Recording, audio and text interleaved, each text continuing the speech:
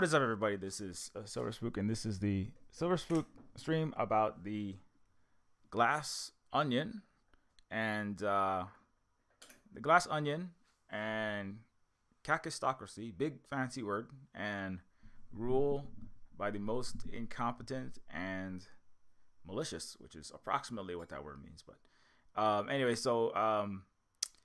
yeah, glass onion. If you haven't seen it, highly recommend it. I give it 4 knives out of 4, or 5 glass onions out of 5. It's a sequel to Knives Out in the Knives Out mystery series. Glass Onion has been incredibly confusing for people like Ben Shapiro, apparently. Everybody has watched it at this point, and so everybody's commenting about it. So I figure, why not talk about it? If you're not, I thought it was actually interesting that a lot of people complained that it was not very it was not obvious, or it was not clear what was happening for much of the show, right? That was one of the major complaints. People were like, I don't understand, why didn't I find out that this character was, actually, I don't want to spoil anything, this character was plotting this earlier. Like, the storyline is convoluted, and like, do you not know? I think a lot of people don't know what a mystery story is, right? And they don't know what plot twists and turns are, and things that are initially revealed are altered over the course of the story, and the scenes initially make more and more sense as time goes by, as you learn things that happen like prior to the events.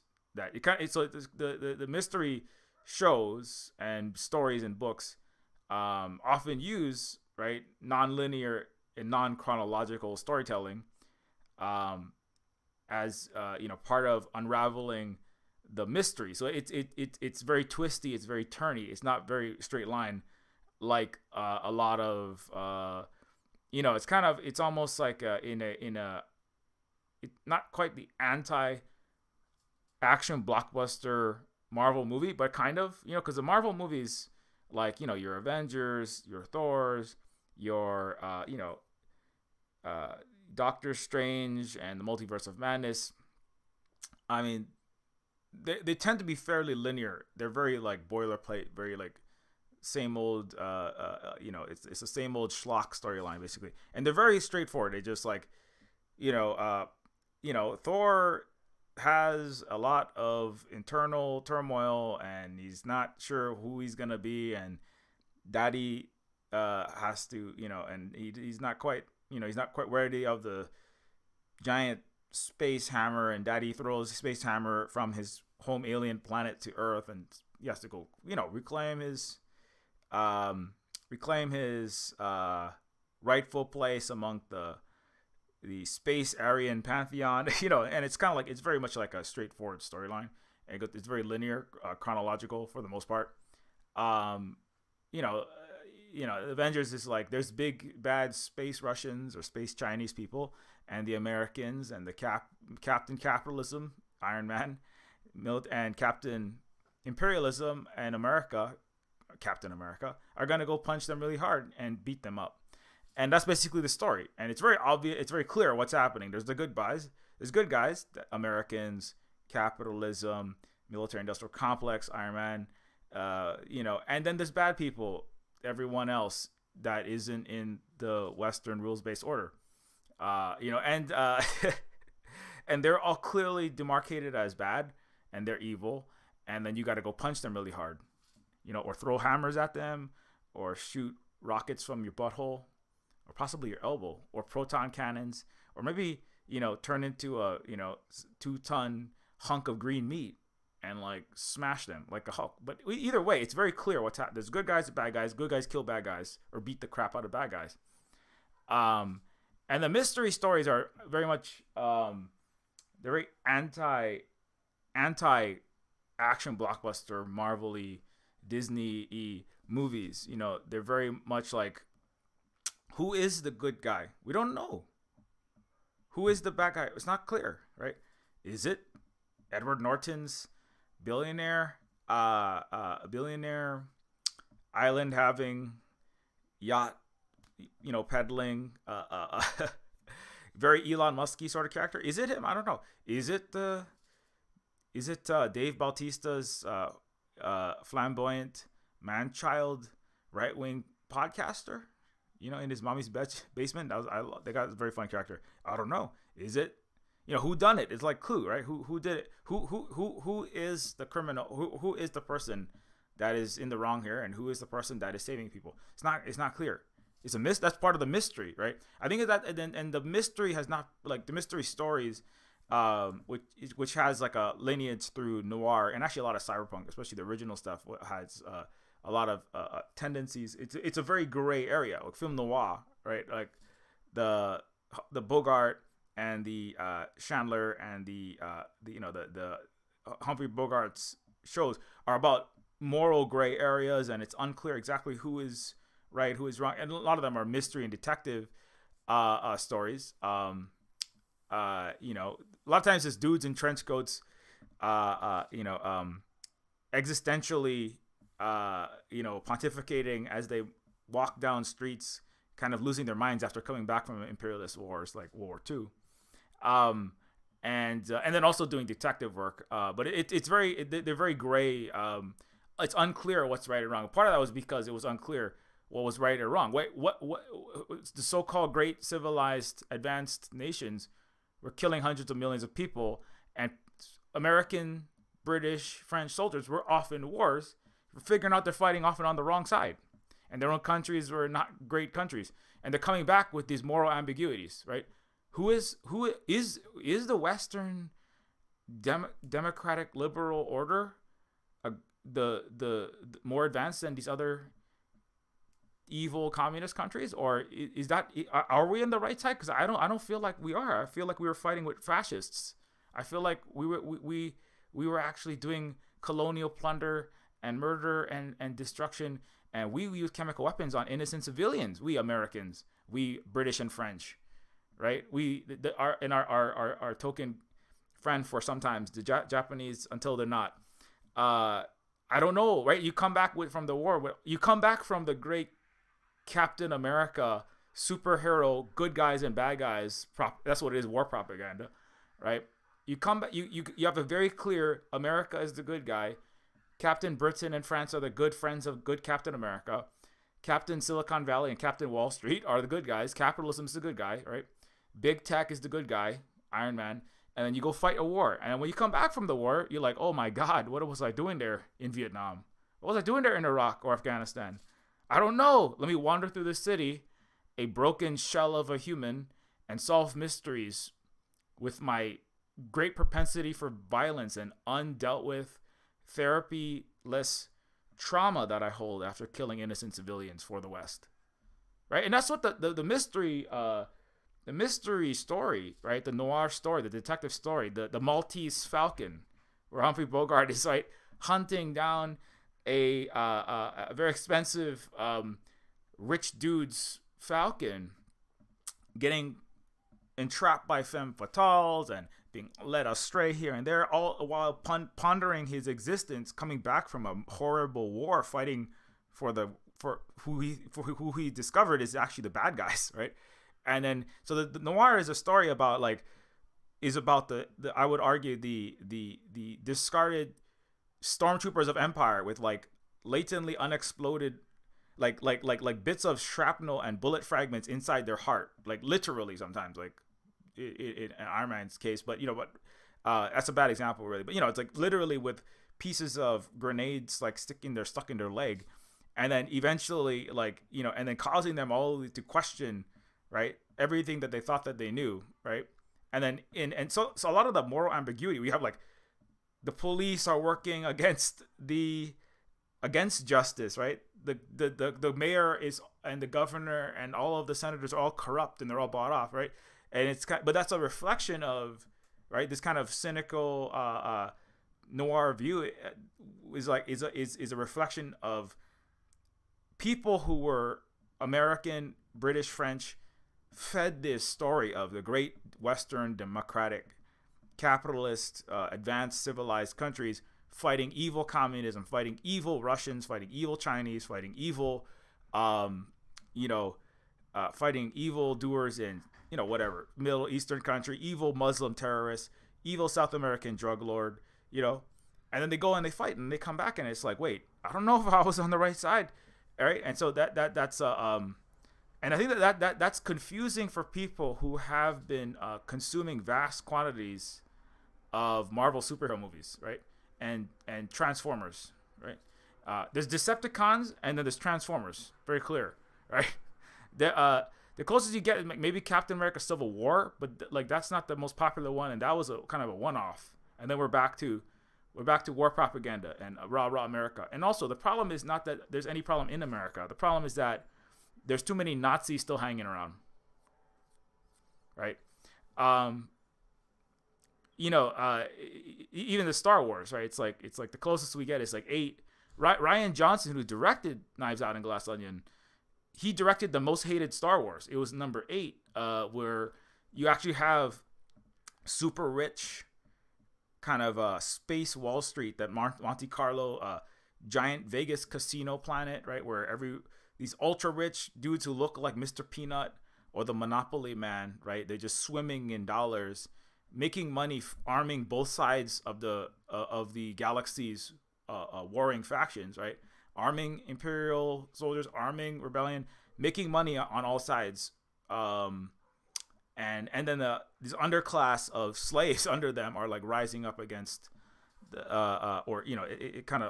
rising up against the capitalist rulers on that planet. And that was one of the most hated. Also, it also has black Star Wars characters and Asian Star Wars characters that are main characters. And that was one of the most hated. That was like basically the most hated Star Wars of them all, because it wasn't following the party line, right? It wasn't following the mainstream Western line, which is that we are the great good countries and those are the bad evil countries and the bad evil ideologies and the bad evil ways. And so the mystery, and so Rian Johnson, it's almost like you could look at Knives Out and you could look at Glass Onion as almost like is almost kind of like Rian Johnson's very mad swan song, not swan song, but it's like very mad, very angry, very like, I'm gonna say exactly what I want to say, kind of, clap back against mainstream action movies in a certain sense, right? And it's the opposite of an action movie. It's not clear who's the good guy, who's the bad guy, right? It's not clear, as I said, who is right and who is wrong. It's not clear who done it. That's the point. You got to figure out who done it. You have to like think, right? It's a lot of it is about like thinking and examining and being close attention to detail, right? Being like scientific about this, like looking at evidence, right? Having a theory, testing the theory turns out to be false. Then you get a new theory, right? And you test that theory, you look at evidence, and then you come to a conclusion about who, it was Edward Norton in the kitchen with the butter knife. That's a very gruesome death. Killing with butter knife. That's not, you might as well use a steak knife. But it was Dave Bautista with the 6-shooter in the parlor. You gotta figure out. That's the whole point of the mystery. You gotta figure out who done it using empirical, scientific, rational thought, right? Not just like, oh, those are the good guys and those are the bad guys, obviously, because that guy has star-spangled underpants, right? Or, oh, those must be the bad guys. They have a hammer and sickle. That must evil, right? And so, like, the mystery, not to say that all mystery stories are going to necessarily be super awesome, based and smart and revolutionary or something, but, they center, more critical thinking and the moral ambiguities and actually trying to figure out for yourself. They actually center like doing your individual research. That's like literally what doing your own dialectical materialism or your dialectical murder solving, let's say, like by looking at observing the world, right, and then drawing conclusions about it based on your observations. That's the purpose of the detective, such as the one played by the main character in this story, or the character that is in both Knives Out and in Glass Onion, played by Daniel Craig. His character. What is his name again? I can't remember. Daniel Craig's character, Benoit Blanc, that's his name, is, investigating murders in both movies. He's brought in, and I can't say too much about, because it can be a spoiler, like how and why he gets brought in. But he's brought in to investigate murders, right? Figure out who done it, and so a lot of stories like him, like paying very close attention, and and looking at the details, and then piecing things together. If you've ever played Clue, if you ever like read mystery stories, you know about this. And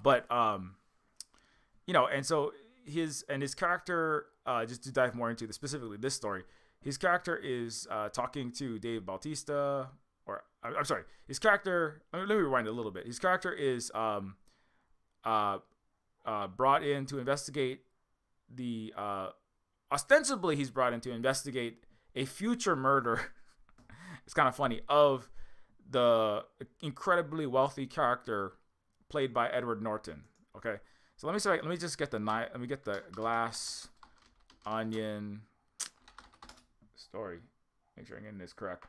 Yeah. So during the COVID pandemic in May 2020, Miles Braun, the billionaire co-founder of the technology company Alpha, decides to host a murder mystery game at his mansion.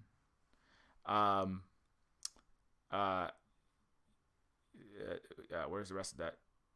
Yeah, the plot. Okay. Anyways, I think I'm missing it. Yeah, at his mansion, the Glass Onion, on his private island in Greece. So his mansion is called the Glass Onion on a private island in Greece, which is very interesting. And also the Glass Onion is a meaning that's important to the rest of the story as it comes up. The Glass Onion is also sung by English rock band The Beatles from their 1968 double album The Beatles. The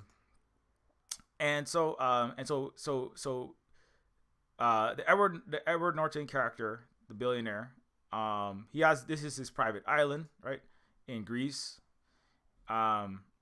He's very Elon-like character. I almost swear to God, like they almost like basically took Elon's run this last 6 months and stuck it in the movie. But obviously it was filmed before that.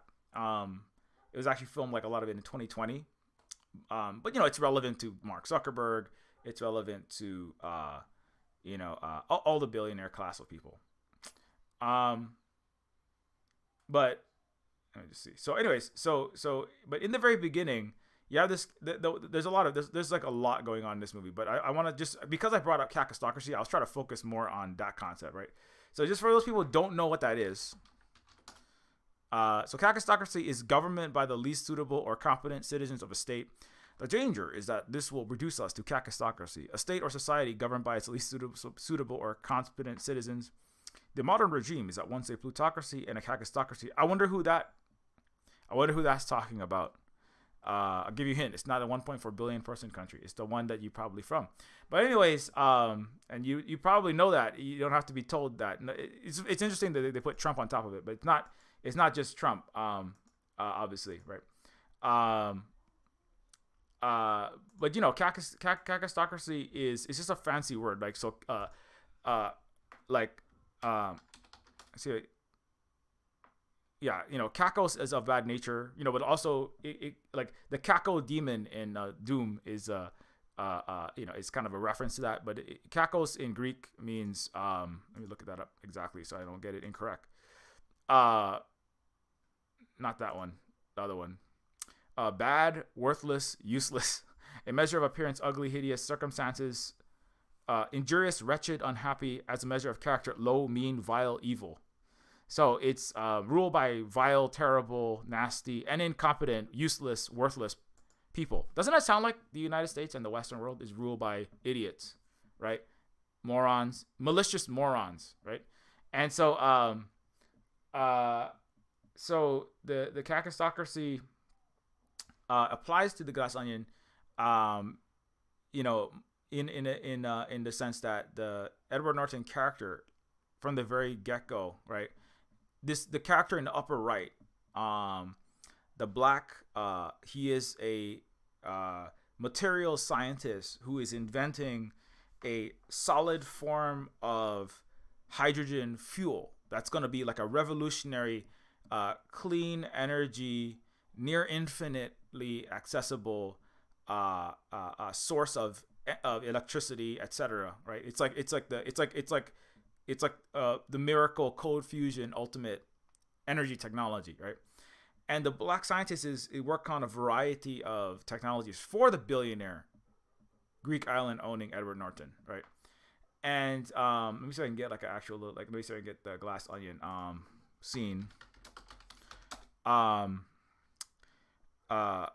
Beginning scene where he's got all of these the black scientist has where's the gosh, I'm trying to find that one.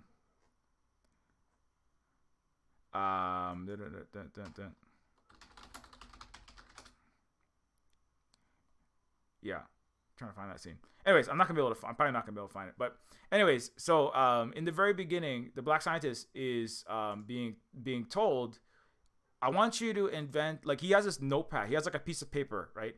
And on the piece of paper, it says like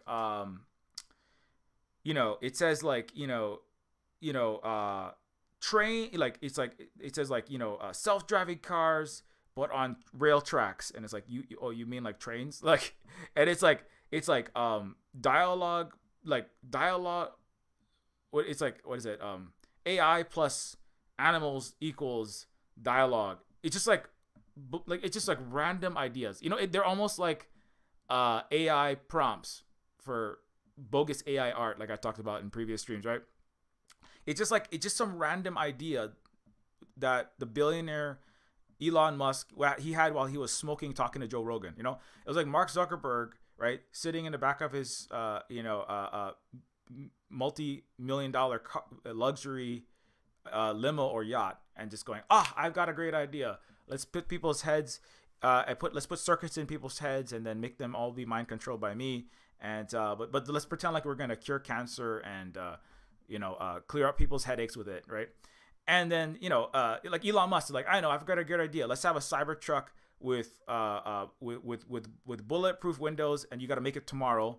And also, I wanted to be amphibious and also be have armor equivalent to a Panzer tank. Can you do that by tomorrow, right? Elon like literally tells his scientists to do that. And there's that scene in the beginning where the black scientist is like, he's like showing other people, like, how the hell am I supposed to invent, right, a like levitating levitating leather jacket that causes you to fly like Superman from the Matrix, right? Because Elon Musk is always tweeting about the Matrix. It's very Elon-y character, this guy. He's a Silicon Valley big tech guy.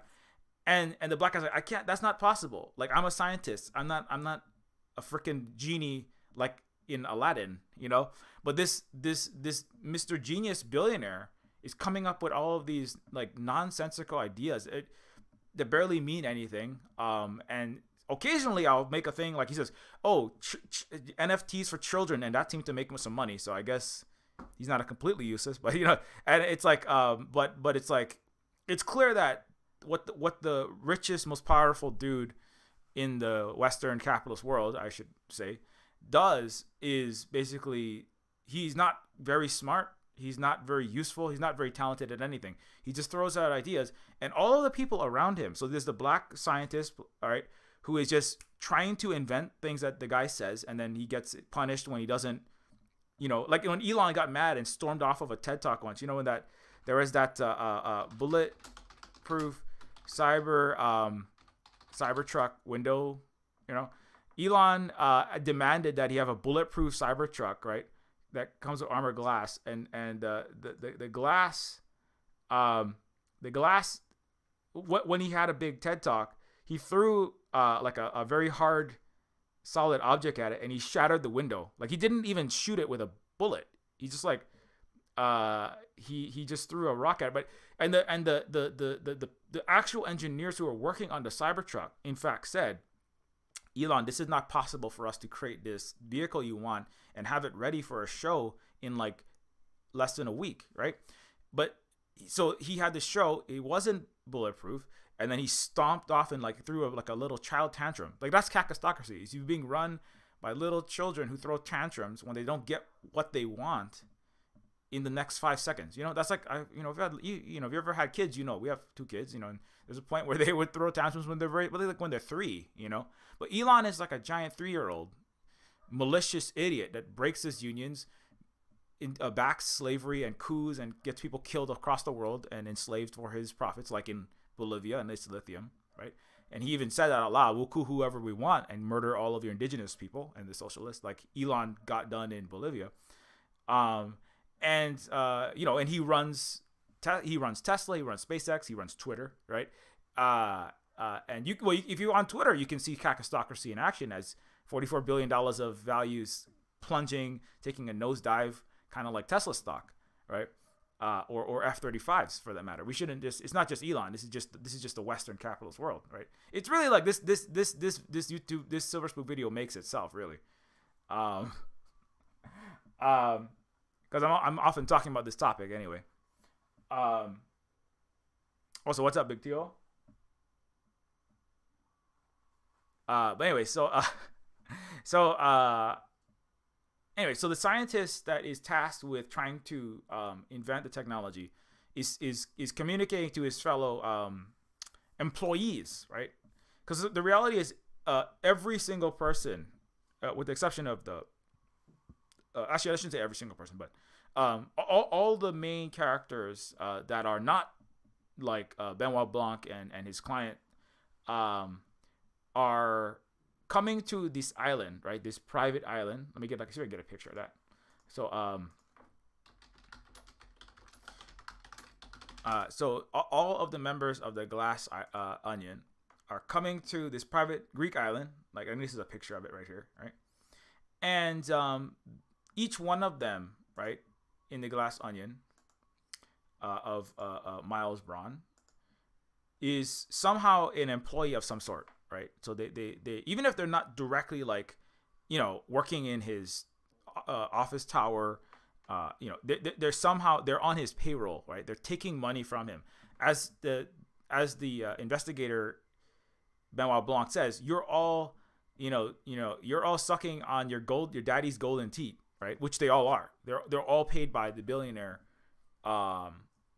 Greek island owning, a flying car having, idiot, Kakistocrat. And so that's the island they go to, and it's beautiful. They have all the pool and all the luxury tropical weather they want, and all the nice indoor racquetball courts and everything they could ever want, right? He's got all the money, right? He has as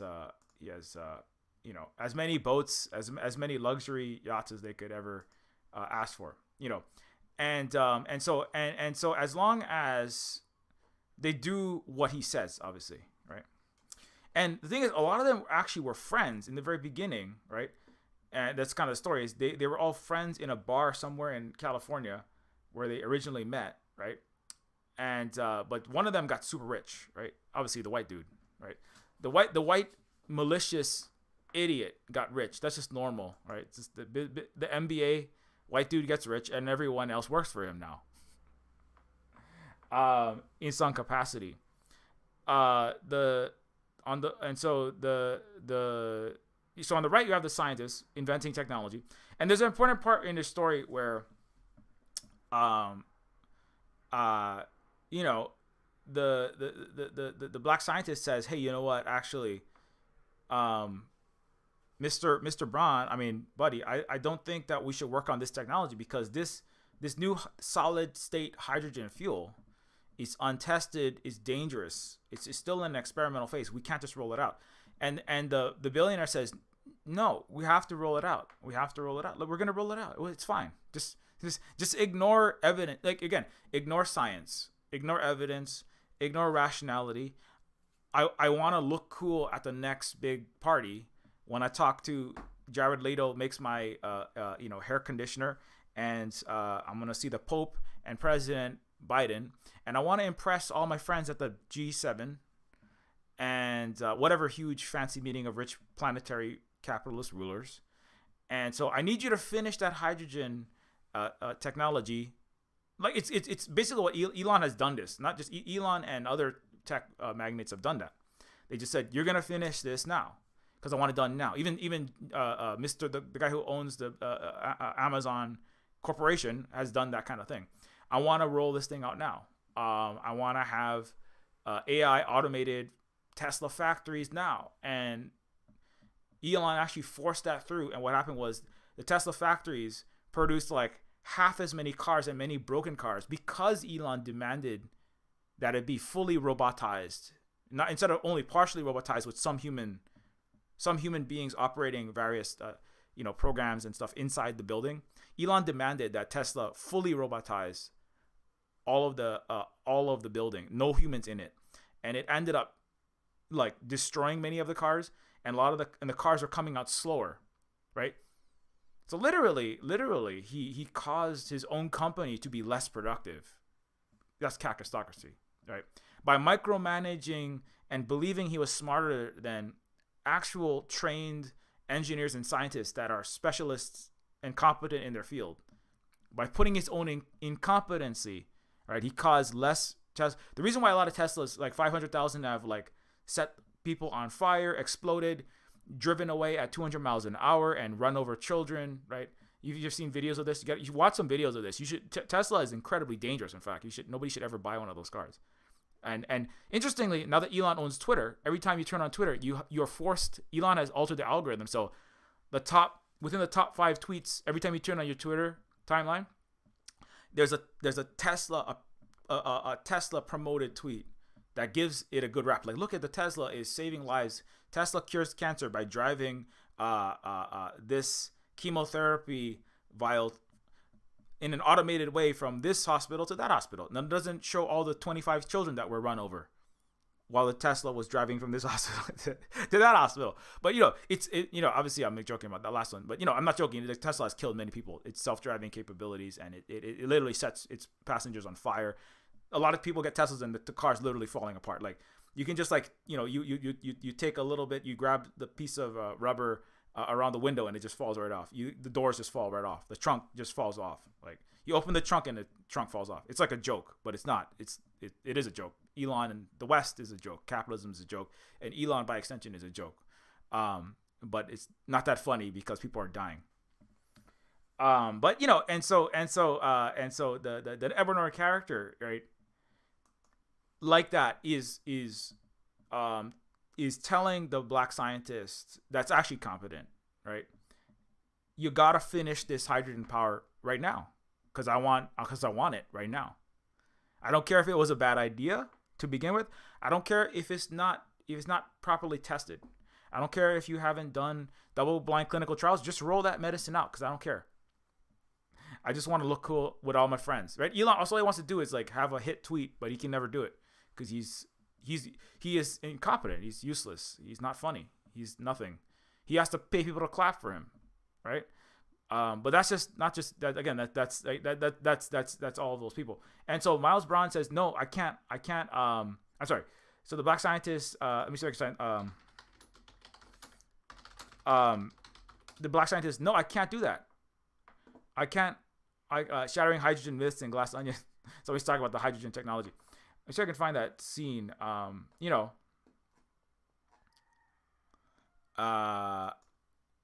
There's that scene in the Glass Onion. Yeah. So, I can't do that. Oh, the Mona Lisa is also involved. That's funny. The Mona Lisa I shouldn't say what happens to it, but you might see that, right? So so the guy is like, the scientist is like, I can't do that because we could accidentally destroy entire houses and buildings and blow. We could kill countless numbers of people with this technology you're trying to make me build, billionaire, capitalist, so-called genius, right? Like Iron Man. The reality is, like, Iron Man, the biggest lie of Iron Man, right, as a movie, right, is that billionaires have any intelligence whatsoever, right? That now you're seeing that, right? Iron Man in the movie, right? This is where, like, another big difference between Knives Out, Glass Onion, and superhero movies like Iron Man and Avengers. Iron Man is the superhero. He is the billionaire, right? Billionaire philanthropist arms dealer playboy. But he's the billionaire, and he's also the technologist inventor, right? And that's the lie, which is that the actual people that are doing the inventing of, for example, this superpowered flying war suit with nuclear fusion, arc reactor technology, and missiles coming out of every elbow, and lasers coming out of the pointer, and proton cannons coming out of the penis, or whatever he has. That's because America's a toxic, masculine, phallic, Napoleon complex having shithole. That can't invent its way out. Actually, can't invent its way into actual fusion. But anyways, Iron Man's a character who is super rich, major capitalist, very smart and funny, and also the inventor of the technology that made him rich, right? That's the lie. No capitalist has ever been an inventor. Not Edison. He didn't invent shit. He stole Tesla and other people's ideas, right? The Elon is just pilfering off of all the work of his disproportionately non-white. Look at who's actually still running Twitter right now. But not just that. That a lot of them are being held against their will and with threatened deportation, right? Non-white, South Asian, and non-white people that are being paid way lower wages than they deserve, but being threatened, right? And that's who remains at Twitter.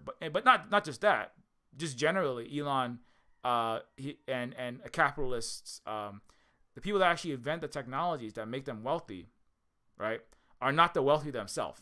Is my point, right? The hidden figures, the three black women, actually even empires like the United States, it's not the white guys that are inventing the technology. It's the black women that are actually doing the hard math and the hard calculus and the hard programming that are doing all the work and then not getting any credit, right?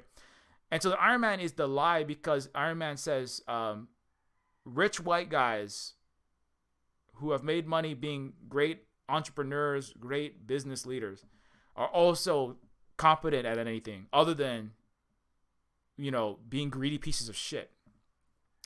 And that's the deep lie of Iron Man, right? It's one of the most insidious.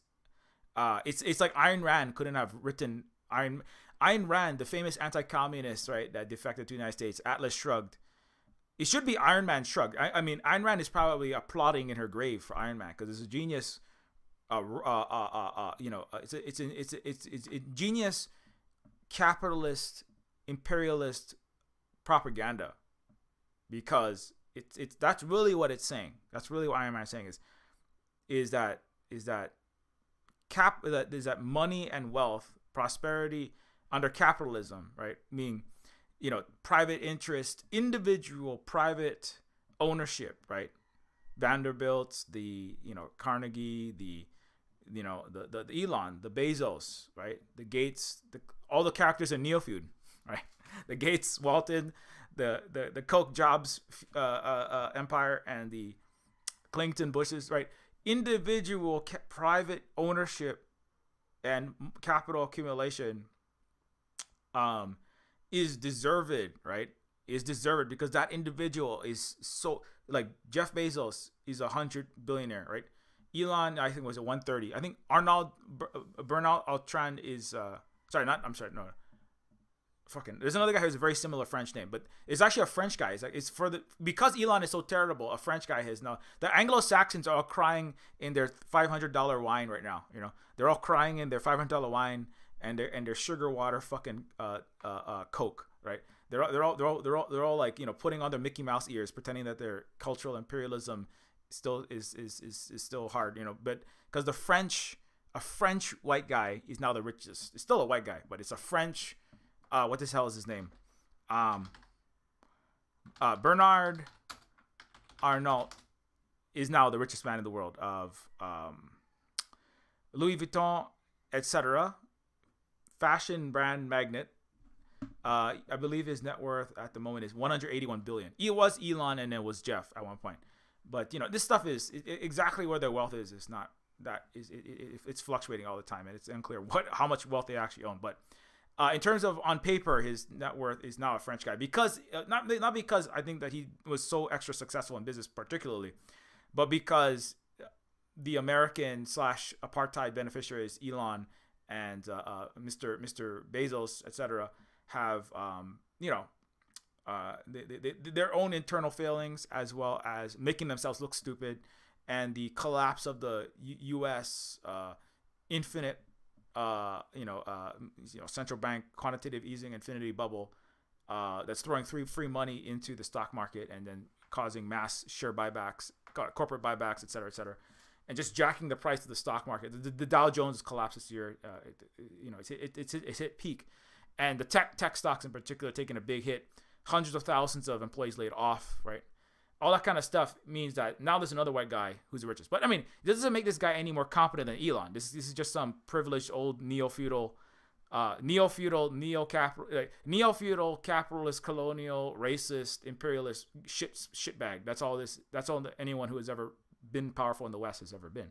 So this is the same story. It's just he's more frank, So they have pea soup and they drink more expensive wine from the Chateau Romanicanti or wherever the fuck, they have Senegal colonies instead of all of Africa. That's the difference between the French and the Americans. The French, they thumb their nose harder at you, and they swear with lots of different types of swear words, and they have a very Eiffel Tower style capitalist colonial racist shithole country, right? And population and leadership. Because the population of France is incredibly racist. Ask Muslims in France and African people in France and African people in Africa. So very, very much like the Americans and the Europeans generally. So, but the French now have the richest man in the world. So congratulations to being the most worst. Congratulations to France for having the most horrific kakistocrat. I don't know how they beat Elon, but anyway. That's for the French, there's nothing to celebrate really. But anyways, and so, my point though was Iron Man's character is the antithesis of Iron Man, right? By extension, right? The antithesis of the Iron Man character, right? Where his genius, Iron Man, who invents his way out of a cave in Eastern Europe, right? Or in the Middle East, I forget where he is exactly. By picking pieces of garbage and carburetors and broken bike parts and soda cans, and then somehow in a cave with no access to electricity or anything, invents fusion with his toenail clippings, bits of stray wire, and a broken Mr. Coffee machine, right? Like that is the mythology, right? That's the mythology of the great capitalist entrepreneur value creator. Like he's so competent, he could invent, like single-handedly, this one scientist businessman just invented nuclear fusion. He cured cancer in his sleep. Like, oh my god, this guy is such a genius, right? The concept of genius itself is a very Western capitalist it's a Western concept. It goes along with divine mandate, and then it's divine mandate for kings, and then it's genius inventor man for U.S. style, capitalism focused. I like to say capitalism focused modern world. It's not really fair to say there's a capitalist world and then the feudalist world, because they use both capitalism and feudalism and capitalism. And 95% of all of the capitalist elite are all also entitled lords and ladies, literally. If not from their family dynasties. Like in Britain, it's literally the House of Lords and the people who have kingships, queenships, marquis, viscount, etc. Literal feudal lords, and they still have a House of Lords, by the way. But the literal feudal lords and the capitalist millionaire and billionaire class are almost a purple, completely overlapping Venn diagrams. It's the same people. So, the new story is that these people are very competent inventors, rather than gifted by God some kind of right to rule over the terrestrial living things, as we say in the game Neofeud. But anyways, so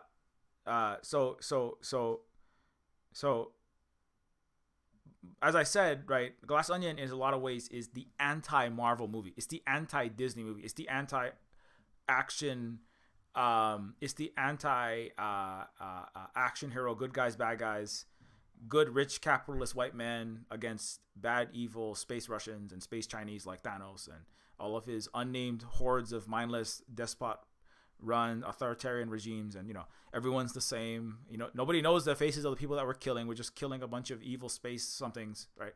It's very Western. It's very like east of West Germany, in the Russia, in the Asia and the Africa. There's all these dark, nameless people that ride creepy whales, and they have degenerate faces, and they're all like not human. They're humanish things, but they're not quite human, and they're like goblins and orcs. And they come from space in Marvel, That's all of the armies that come from Thanos' realm.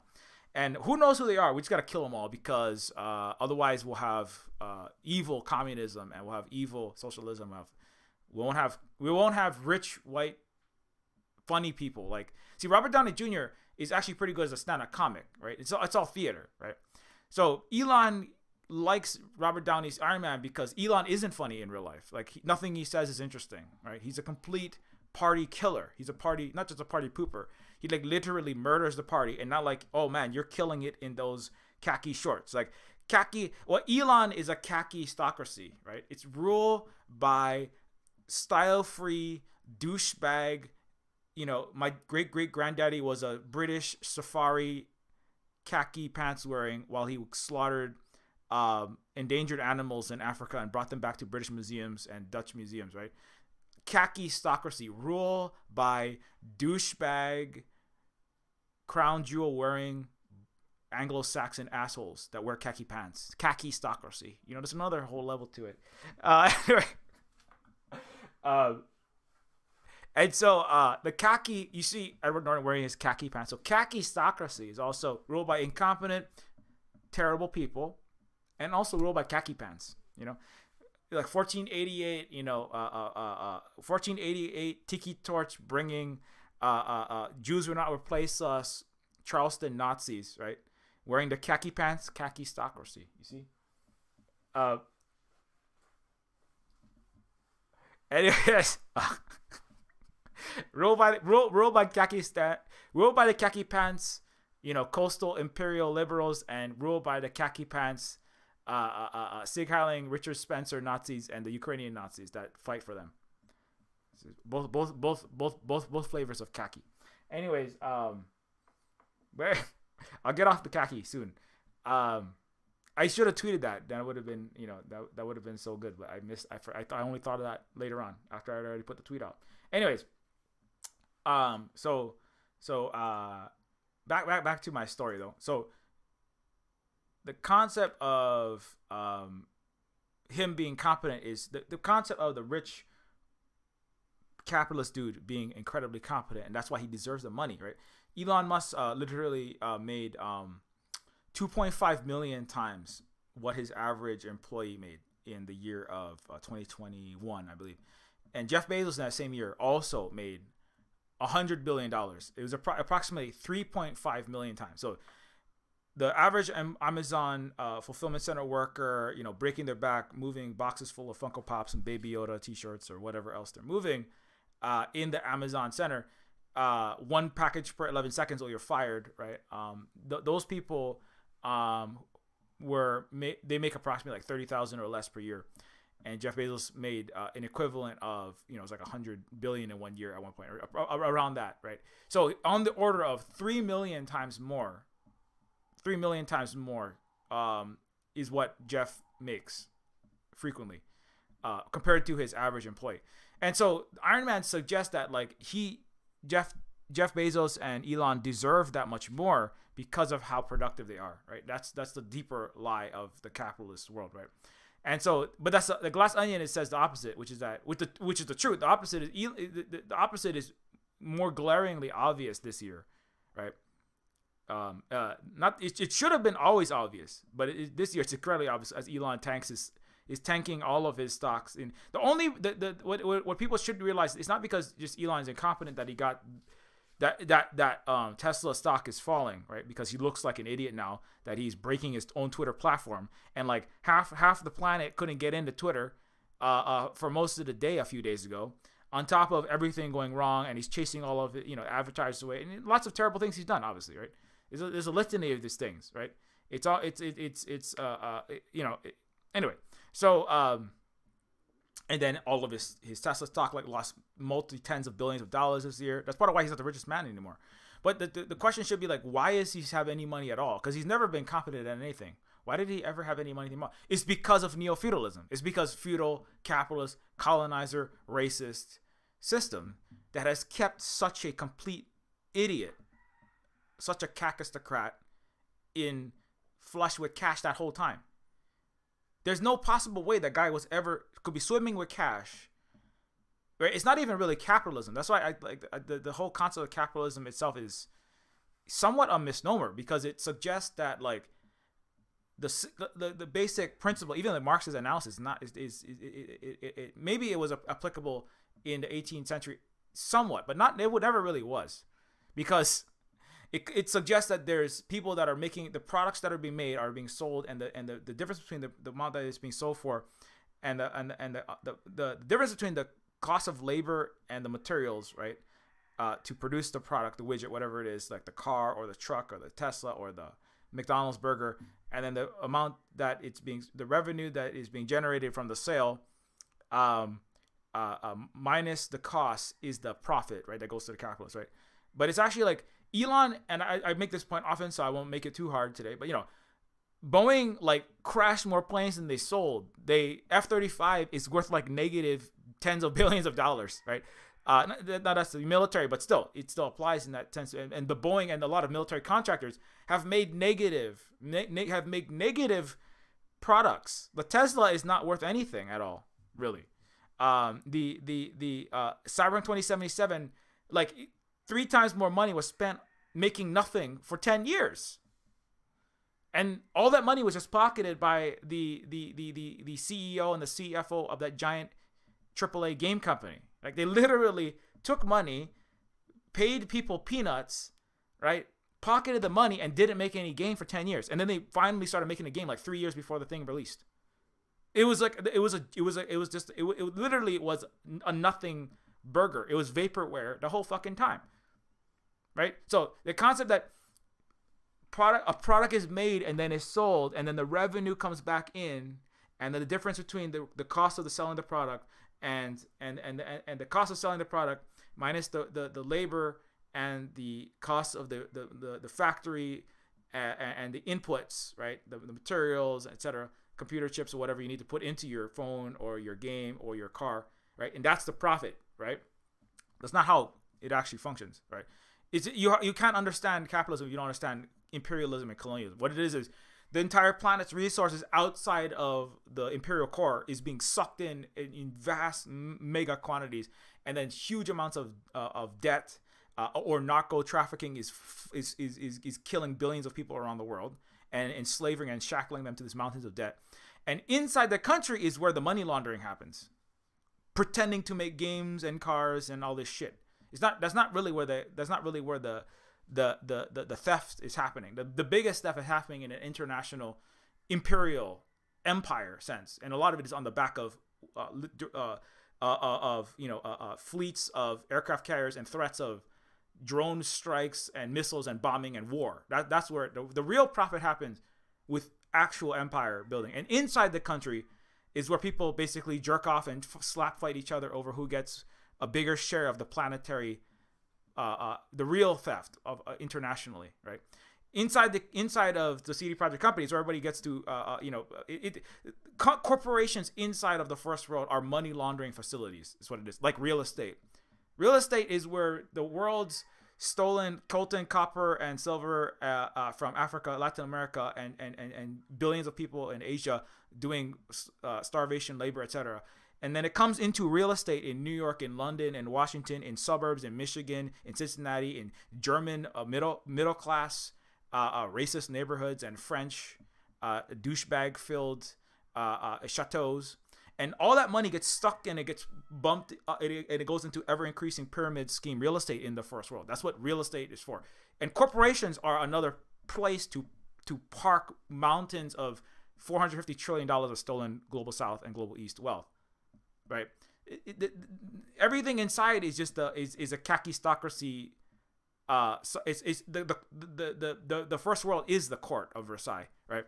And then there's some people that fall out of it, and they're called they're the peasants and the pawns and the commoners that are doing essential jobs. But then everyone else who gets somewhere in an office and they start climbing that ladder, they're all in the feudal court already, right? And then they're upset that they're not making $50 an hour, and instead they're only making $40 an hour. But the people, the middle class, mostly white people, and professional managerial elements of that, who are able to, get inside of the palace grounds of the Western world. They're not operating in capitalism. They're not really operating in They're not operating in classically understood. I think Michael Hudson calls it like industrial capitalism. But anyway, it is not about selling products. If it was about selling products, if capitalism functioned based on people selling products, and the products that are being sold have to equal and exceed the cost of producing them products, Elon, Jeff Bezos, and all of the corporations wouldn't be in business. Every American corporation has held on, global weapon of mass financial destruction backed dollar supremacy and trillions of dollars just flooding into their stock prices. The concept that any Western company can fail because it doesn't make enough revenue is belied by the fact that Elon's Tesla company is worth more than Honda, Ford, GM, etc. combined until very recently, but only because Elon screwed over people more powerful than him. That's really what happened, like Madoff, right? And he was such a liability, being so the thing is, Elon was always incompetent, but he was unhideably incompetent this year, and that pissed off the empire, the major imperial runners that decide everything in Wall Street and DC. And those people said Elon is I don't know if this is going to work out, so he has been the poster boy for the imperial capitalist world, but it's that doesn't really operate in the capitalistic sense. It operates in I don't know what you would even call it, like post-capitalism, plutocratic, planetary, global financial financial engineering using central banks and the banking system. A lot of it controls a lot of the flows of capital, the IMF, etc. And those people are going, Elon, you're not conducive to continuing to maintain our hegemony. So, you're going to take a little fall today. But Elon's not falling that far. He's still he's over 100 billionaire. He's not poor, and he'll never be poor. Anyways, I've talked a lot about a topic that's not related to Glass Onion, so I'm going to move on. It's already 12:12. I started a little bit late though, so sorry about that. But we'll be more. We'll try to be more on time in the future. But anyways, so the Glass Onion. Anyway, back to the fire thing. So this is just a random scene. I don't want to tell you too much about it, but this is a scene from Glass Onion you might have seen. But the main character, so the scientist, right? I'm sorry, I can't remember anything, but the scientist character that works for the billionaire, Mr. Miles, says, I don't want to work on that technology. You can't release that technology. And at one point he says, I refuse to be a part of this. You're going to get so many people killed. This is an atrocity. You can't release this untested hydrogen fuel, right? It's like a little crystal, and he's like holding it and showing it. And Edward Norton's character is like, "Oh my God, this is gonna be amazing. We're gonna revolutionize the world." Right? He's like, "We're gonna revolvize the world." Right? He makes up and uses words all the time. That's one of the illustrations that he's an idiot. He just makes up words that sound cool. It's like eloquent BS. Go back to one of the previous Silver Spook streams where we talk about artificial intelligence and the Western world, and why Western AIs only produce eloquent bullshit because the Western world has only ever produced eloquent. Where is it? I can't find it. Anyways, so the Western AIs only produce eloquent BS because 90% of the West only produces eloquent BS. And so similarly, Edward Norton's character only produces cool sounding eloquent bullshit. It's not even that eloquent, but because he's constantly using words. He uses words like, we're all gonna have what do you say? Imbreviate the air of our beautiful, Greek island and our two. I forget what the exact sentence is, but he's like, he uses the word imbreviate, and that's not even a word. It just sounds like a smart word that he just made up, and it means nothing. And he misuses all these words. He's like, I think he says, what does he say? He has all these words that he's constantly misusing or making up, you know. Oh, we're in the Ionian Sea, and it's not the Ionian Sea, right? It's the Aegean Sea in Greece, right? But Edward Norton, to the average Westerner who is filled and swamped with bullshit and has no education and is full of incorrect information, he passes as a smart guy, right? Who deserves lots of money, but everything he has is a lie. It's pure wind. You know, it's a glass onion, right? It seems super complex, but if you look very closely, you can see through all of the lies and discover the dumb, and it's like the dumb plan. It's like, and it's the other also dumb character is like, it's so dumb, it's brilliant. And then Benoit Blanc's like, no, it's dumb. It's just dumb. Because you know, that's kind of one of the meanings of the glass onion, which is like this. I don't want to spell it too much, but it's basically like it's an incredibly intricate plot. But a lot of mystery novels can be like that. There's a very intricate, like true crime, complicated, twisty, turny plot. But it's hiding, like a Marvel movie, right? It's like it's telling you this riveting story about, you know, how awesome Iron Man and how great and how smart he is and why he's worth hundreds of billions of dollars, like Elon, right? But it's a glass onion because in the core of it is a bunch of fake bullshit. And in fact, the glass onion, right, which is supposed to be like this great, amazing, the invitation that Edward Norton sends out to everybody is this intricate, it's like a matryoshka doll, layers within, it's like a box with layers within layers of puzzles. So you solve, one of them is like a cryptography puzzle. And then you have to solve like a riddle puzzle, and then the box with all these like elaborate Victorian contraptions and, you know, cogs and pulleys, it like flips and it evolves and it becomes a chess game, and you have to play this chess game, and then it mutates and it warps again, and it becomes like a musical puzzle, and it's like 10 layers of puzzles, right? But that puzzle box, right, almost like when he solves this puzzle box, is Hellraiser and the Cenobites gonna come out and like rend his flesh with, you know, razor hooked edged chains and shit, because, you know, that's, you solve the puzzle box in Hellraiser and then bad things happen. I was waiting for that, but no Hellraiser. So sad for me and Holly. But anyways, and so, you know, but, you know, when you solve the puzzle box, right, and then you finally get the billionaire finally gives you his invitation in the center of the puzzle box. But it suggests that this billionaire is so genius that he can invent this super elaborate puzzle box with like 10 different layers of tricks and you know, you know, it's like very point and click adventure-y stuff. You know, it's like all testing your knowledge in all these different realms. But but you later on find out Edward Norton just paid some actually talented puzzle box maker, right, a bunch of money to make that puzzle box. Everything, right? Everything that he has is everything that the billionaire has, including I shouldn't say too much, but, you know, he has his own nefarious plans, but the plans that he uses to try to do his nefarious deeds are stolen from other characters. Like everything that he has is stolen, right? His invitation, his puzzle box is stolen. His great scientific inventions of the hydrogen power, his vehicles, his spaceships, like Elon. Elon didn't invent anything, right? He literally has fraudulent so-called degrees that are like multiple honorary PhDs in rocket science and, like, you know, molecular biology and chemistry, all this shit. His mathematics.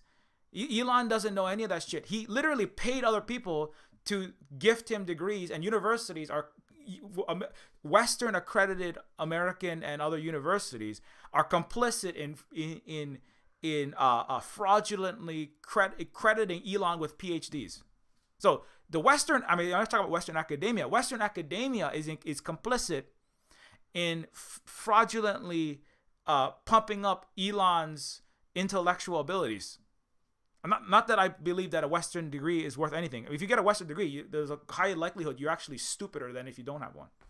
because of what they teach in the diseducation that are in those universities, and how you adhere to Western narratives about things, especially when it comes to history, politics, economics, etc. Western degree is you might as well just get a Cracker Jack box, open it up, and submit that piece of paper. But when you put a fancy Western degree in, anyways, so even everything that Edward Norton's character has, right, is invented, is someone else's actual competent labor, and that's that's very important, right, to the entirety of the story. So you have the black scientists inventing these technologies, but it's very dangerous. And then Edward says, go along with it, right? Go with it. And then what happens is what people get, well, I mean, it's like, I don't want to tell you too much, but that's part of what happens is like stuff explodes because like the exploding mansion is like exploding Teslas, killing people, right?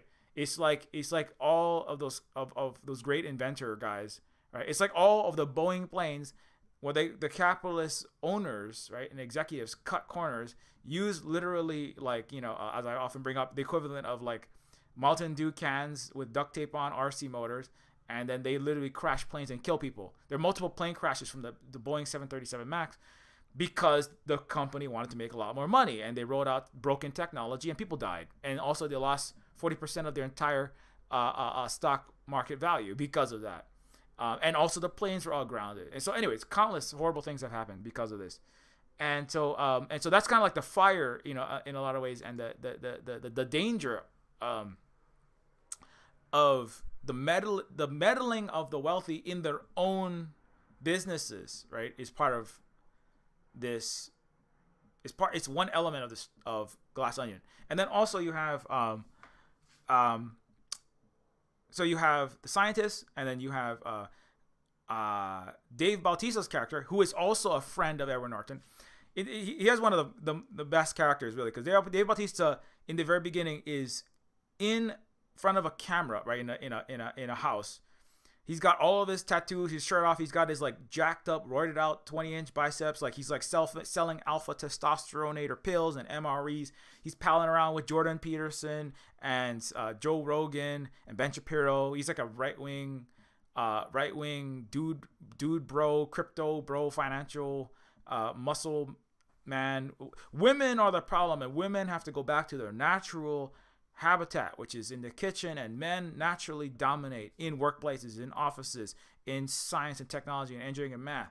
And then he's doing like a Sam Harris, manosphere men's rights activist podcast, right, to his millions of viewers on Twitch. He's doing a live Twitch stream. That's actually literally what he's doing. And then Joe Rogan, and then all of a sudden, right, you hear this, I forget his name, but he's like, Billy, get in here and eat your lunch. Get in here, Billy. And then so Dave Bautista's like 6'4", 300-pound muscle guy, right? He comes walking off, and he's like, Mom, not when I'm live, okay? I'm live, Mom. There's actually a character a lot like that in Neofeud too. Maybe I'll show you that later. It's the homeless lifter pretending to be a famous, successful influencer. And anyway, so he's like, Mom, help me out, Mom, stop. And so the big muscle man, he has like a 7-year-old mom, like slaps him in the face and is like, get over there and eat your dinner. Like, what are you doing on the internet with your silly little show? But it's hilarious because it's like, it's like that's most of the right wing dude bros, right? He's like Andrew Tate. It's very Andrew Tate sort of thing, getting owned by Greta Thunberg on Twitter, and then doxing, giving away his location to Romanian authorities and getting arrested for human trafficking, with his pizza box. So the Dave Bautista's character is very like that Andrew Tate character. Anyways, so you almost would think this must have all been scripted so that people can have something to talk about on Twitter other than Elon's failures and Western collapse. But anyways, it's not. It's just normal Western bullshit. But anyways, the Dave Bautista's character is so he's like the right wing, gathering up all of the angry dudes and yelling in the internet and moving the crypto fast forward and making a lot of money with selling his products, selling his pants, selling his his jaw strengthener, Bowflex for your mouth. I seen that product, right? He's selling his whatever, his man deodorant, his man diapers, for real men. Real men game 22 hours a day and pee and poop in, red, white, and blue star spangled underpants, man. That's a real man game, and sit around and let your mommy change your diaper, but make sure that it's got tactical black outside camo, desert camo, underpants, desert camo diaper with extra big crotch for your giant ding ding. Oh, I'm sorry, you gotta smell wee wee like Andrew Tate, but it's okay. Stuff it full of guns, and then people will think that you're well. Actually, nobody will think anything because nobody's gonna see you in your stupid $500 overpriced Manosphere pants. But anyways, so that's the Dave Bautista character. It's pretty funny. It's a satire, a send up of those kind of characters. Dave Bautista is not actually like that. That's why he's playing those characters, because he's had run-ins with those people when he was fighting them as they were ganging up on James Gunn a while back. And Dave Bautista's like, all these freaking right-wing Nazi ass garbage people are demanding getting rid of James Gunn and Guardians of the Galaxy. And I hate these people, and these people, I screw all these people, right? So Dave Bautista is kind of definitely is doing a stand up all. And Dave Bautista, he's been in the the MMA and the wrestling and the wrestling and fighting and martial arts world, which is full of that kind of people. It's like that's a lot of people like the Gina Carano's and the Andrew Tate is they all kind of have a similar vibe and look and audience crossover. Joe Rogan-y people. And so Dave Bautista is doing the anti that, which is much appreciated. But he also, right, his character is also getting money to set up his right-wing podcast streaming business from Edward Norton. And at one point he's like, Ed, let me into your TV network, because the character, the Glass Onion character, where the hell is it? The Miles Braun character has his own TV network. And so Dave is like, I want to, come on, buddy, let me get in that network. So they all literally require money and resources from the rich, white, kakistocrat, malicious moron dude, right? And then the other character you have, there's several other characters. You have on the left is the governor of, I'm not sure, it's a state name, I forget. But on the left is she's also in WandaVision. That character is another friend of Ed Norton's who is a governor. And there's a scene in the middle of the pandemic. She's about to go live to do some campaign speech, and she's talking. It's I like this scene a lot because she's all wrapped up in her campaign speech and getting ready to fight the Republican. And she's the good progressive. She's like the AOC. She's like the good progressive change maker that's gonna shake things up in Washington. And then she's about to go live, and then she hears something about the billionaire guy, and then she's all brushing people off, I don't care about what you're saying. Shut up. I've just got to do I'm the governor of a state. Whatever I have to say is more important than whatever you're saying. And then somebody says, "Oh, Miles called," and she's like, and she looks all of a sudden she's shocked out of her her tunnel vision, unimpeachable. It's no pun intended, but kind of untouchable, important governor career, and then all of a sudden, the billionaire's name is mentioned, and she's like, she's suddenly thrown off of her game for a second, right? But it's because she, the progressive left candidate, is entirely funded and operated by the billionaire. So she's astroturf. She's fake left. I mean, this is like all of the squad, like Bernie and everyone else has all been bought off and silenced, and they don't do shit. They make people think that there's any possibility of change in a bourgeois capitalist plutocracy nightmare hellhole that's called the United States.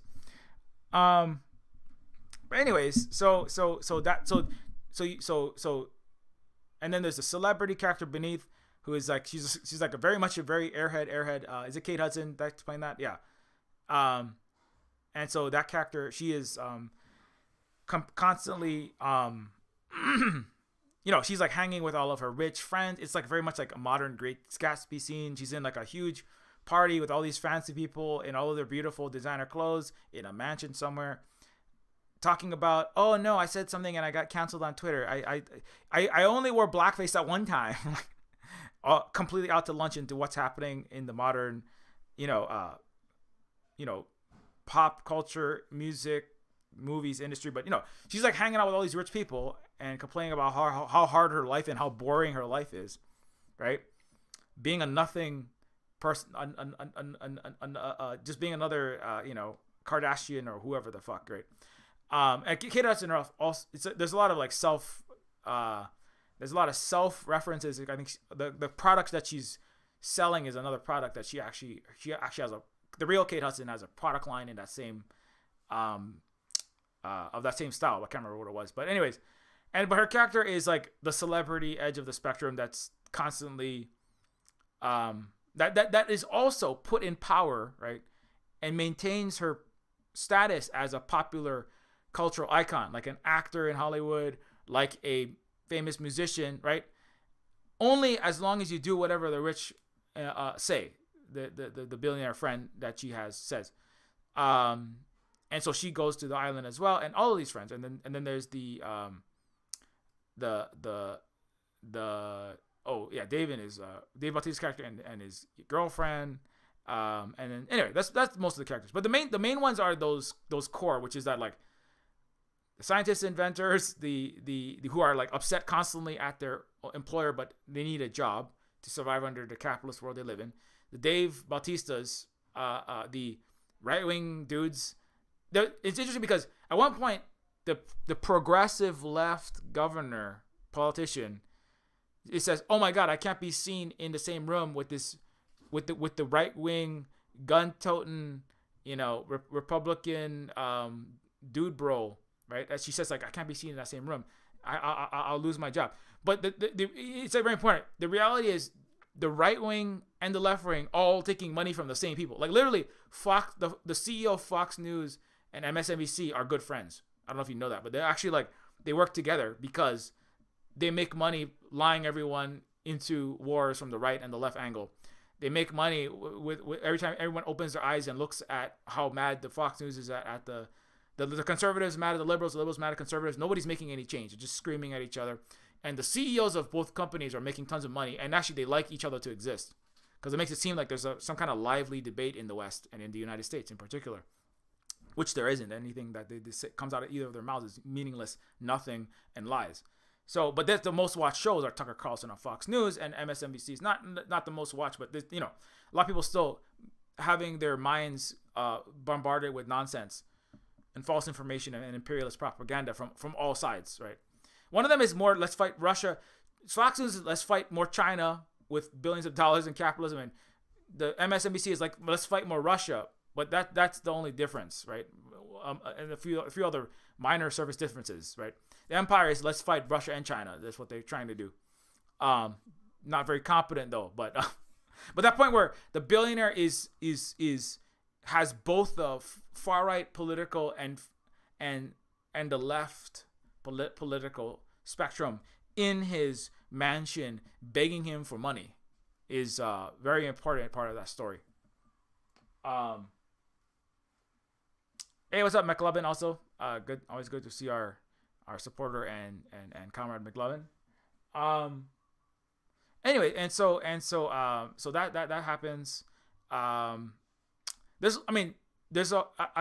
so much to go into in terms of the actual detective story, but that's not really what we're talking about. So I'm just kind of focusing on the elements of that I kind of want to focus on. I'm not going to recap the whole plot for you. Just watch the show if you want to get that, and that saves you a lot of that keeps a lot of the enjoyment of watching the show in place for you when you do watch it. Then you have so Edward Norton's character it's very much a Neofeud show, right? It's neo-feudalism, right? It's really feudalism, which is alive and well simultaneously with capitalism, colonialism, racism, and all the systems. It's actually the Glass Onion is a show that I often talk about. I call it Neofeud because I want people to interrogate whether I'm talking about there's a new feudalism or feudalism hasn't gone, or capitalism is feudalism or feudalism is capitalism, or feudalism and capitalism are virtually indistinguishable and really somewhat not very useful terms under a system that operates in both into different degrees at different times, right? And they're also actually, I would argue, a lot of concept of capitalism and feudalism being part of a progressive narrative is itself a deep Western lie. And so this show actually shows you that because the Edward Norton character is like operating a modern court. He's like a very Louis XIV absolute monarch, sort of character. Everybody is there. It's not capitalist. It's not capitalist competition. People are sucking up to the rich guy in a very Versailles. Go watch Marie Antoinette. Trying to be closer to rich man and kiss his ass harder, right? And do whatever he says, right? It's about schmoozing. It's not about being good or producing widgets or, all the self mythology, the self bullshit about the capitalist system, both from the right and the left, really, on the left, in the West. It's not about that, right? It's about how good are you gonna stick your nose up that feudal lord's ass, right? You move up based on not like feudal. That's very important to people understand that aspect of feudalism, because the university system is also like that. It's not really about how good your papers are. It's about how close to the asshole of that white made man in the prime universities, right? With all the good footnotes and all the references and all the money closer to the central teat of the imperial core that pumps money into the university system. How many hands did you shake at that networking event, right? How much did you impress those? Did you cite the right professors? Did you cite the right upper echelon professors that have the capacity to give you tenure? It's not about how good your paper was. It's academo-feudalism, right? It's not about how good your performance as a scientist are. Right? It's not even about competition between scientists. It's like, how close can you get as a scientist to Elon Musk? Like, are you gonna tell Elon Musk what he wants to hear? Like literally, like the stories where the engineers like at his companies would literally put matrix GIF screensavers of just like flying text flying on their screen to make Elon Musk think that they were doing something cool, because Elon Musk doesn't know anything about coding, let alone space, let alone multiplanetary colonization, and let alone renewable technology or how to run a social media site, right? So the engineers would just put bullshit on their screen that looks cool. They would come into work with wearing Neo shades and a Matrix trench coat, right? And have polygonal girlfriend cosplayers that have like triangle boobs like Lara Croft or the female characters in Deus Ex, because Elon Musk is a Deus Ex Matrix nerd who just tweeted a ridiculous Matrix quote saying, let Elon help you free your mind. Like he literally just tweeted that. I saw it. It was you're being force fed Elon tweets as we speak, right? And so like the engineers is not about being good at engineering. It's not about being competent at anything. It's about kissing your way up the Elon neo-feudal asshole. There's no the concept that this whole I would argue it's not you don't the idea that people are producing labor again, right? People are producing labor value for their bosses, and then they're being paid, but they're exploited, and obviously that does apply. But when it really comes down to it in the imperial core, right? When it really comes down to it, when it comes to the way that the West actually operates, it's more feudalistic.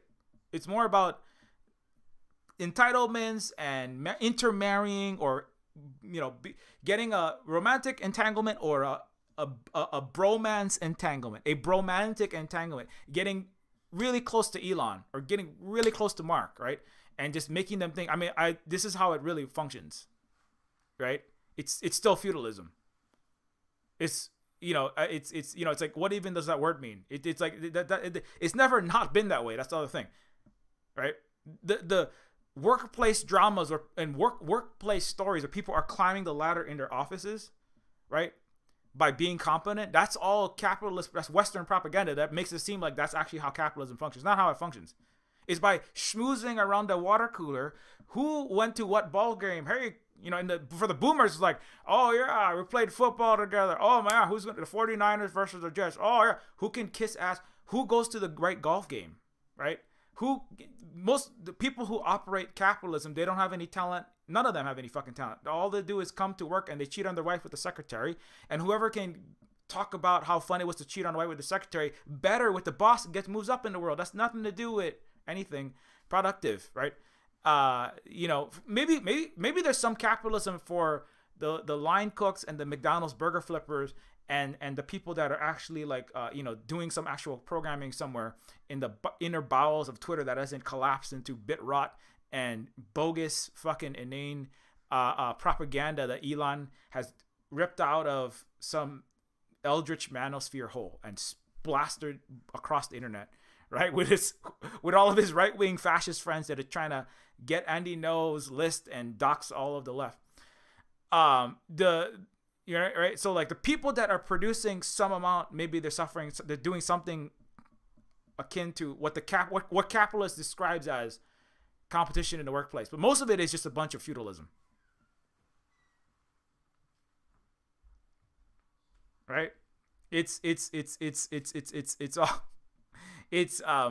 not about capitalism. It's not really about capitalism, right? It's not capitalism as it is capitalism. It is government. The power is flowing from the people who have access to massive mountains of money. But in the sense of like capitalism as a system of people producing and then making revenue based on the products that are being produced, right? A lot of that stuff is not really what's happening. Well, what's happening is people are trying to form relationships, do politicking, right, and navigate their way in offices, in boardrooms, in conferences, in the TED Talks, in the academic circles, into the inner and more inner sanctums, from which, as they say in this show, suckling from the golden teat. But that's what the West is doing. Suckling from their golden imperial teat is most of it. And then somewhere underneath that is a layer of the workers that are being exploited in a capitalistic way. But a lot of what they're doing is even as a worker inside of the first world in the US and Europe, etc., you're still making 3 to 5 times or 30 times more. By some calculations, it's like 30 times more on average than an average a worker in a poor Asian or African or South Central American country. In India, I think it's like you're making 20 to 30 times more per hour, even being a bottom of the rung Western worker. So you're still out of that. Not that you're not exploited and you're not suffering inequality and use and run by kakistocrats, but it's a whole another level when it comes to the international reality compared to the internal reality. Anyways. That has to be pointed out. So, anyways, where was I? I got lost in my thoughts. But it's almost 1, so I should probably be going soon. But there are scenes in the show in which the Edward Norton character is, variously, he says, "Okay, everybody, nobody saw that, right?" And everybody has an opportunity to do the right thing. But their complicity in terrible crimes is bought off by him. They pretend to be independent most of the time, but when it comes down to if Edward Norton says a thing, they do the thing, right? So it's kind of like which suggests if the progressive left politician ever gets too close to actually, I don't know, taxing the rich significantly, as if that's not really going to fix anything in a place like the United States. But even that, it's like. She would instantly be shut down. You can talk about taxing the rich all you want, like AOC and Ilhan. They talk about this all they want, but if it ever comes to doing anything, they operate by, they operate in that sense under a capitalist framework, in that sense that they are governed by the flow of the capital towards them, right? And that's the leash that holds them in place. So they can't ever move past that. They have to get elected, but they never do anything against their golden teat masters, right? That is the billionaire class. And so there's a few scenes like that. There's other scenes, and that's part of this. And then the what's the other thing? There's something else I forgot what I wanted to bring up. But no, so it's the glass onion itself. And so I thought that's very interesting. The glass onion, right, as I said, is onion is an incredibly numerously layered object, right? It has many layers, right? Like that Shrek line, ogres are like onions, have many layers, right? And so the glass onion is simultaneously like that device. It's a device that the 10 layered puzzle box, right? That's very complicated. But and one of the characters, like the black woman character on the upper left, right? Her character smashes through this complicated device that everyone else is like, oh wow, that's so many mysteries and so many puzzles, and they're all solving the puzzles. And then she sees through all that, like smashes the entire puzzle box and just grabs the envelope, right? And so if you're not distracted by all of the elaborate embellishments, right, it's clear what's happening, right? It's kind of like, and that is reflected in later on in the story, where it's like, this is all very elaborate and very cool, and the island and all of his wealth and the whole system. But Edward Norton's character, at the end of it, he's very simple and very stupid, right? He pays other people to make complex looking things, but it's a very, like, the entire Western world is a very elaborate ruse. Like the theater of going to your voting booth and standing in a line and going inside and having that Star-Spangled Banner in Abraham Lincoln Elementary School, and then you get the ballot with all these names: Republican, Democrat, Senator. Who do you vote for? This is very elaborate glass onion storytelling, right? It's theater to suggest there's a democracy there, right? But the glass onion is telling you, like you should know, whenever you vote, it's meaningless, because the billionaire in the middle owns the left and the right. He owns everything. So whatever you do, you're not going to alter any policies, right? 99% of all policy in the U.S. is determined by how much money is allocated towards it through lobbyists from the millionaire and billionaire class, right? The Ash and the Harvard Institute basically there's a Princeton study that specifically showed there is zero or nearly zero or margin of error, meaning basically zero impact of public sentiment and the desires of the masses of people on the policies of the United States. You literally have no say, right?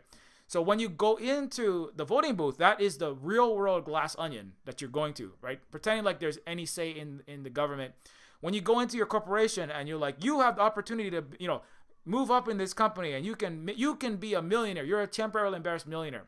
And you see all this theater of, this is the important guy. Look, he has this beautiful office with this oak nameplate, and he has his corner office, and you have this little cubicle. But if you work hard and you try hard and apply yourself, blah, blah, blah, you can move up in the world. That's the glass onion telling you that there's any competence in the corner offices and in the higher echelons. The person who lands on the roof of the skyscraper in a helicopter and takes the golden elevator is more important than you, because that's all the glass onion that is about. The helicopter, the golden elevator, and the corner office are very important to maintain the illusion for the 99% of idiots, right?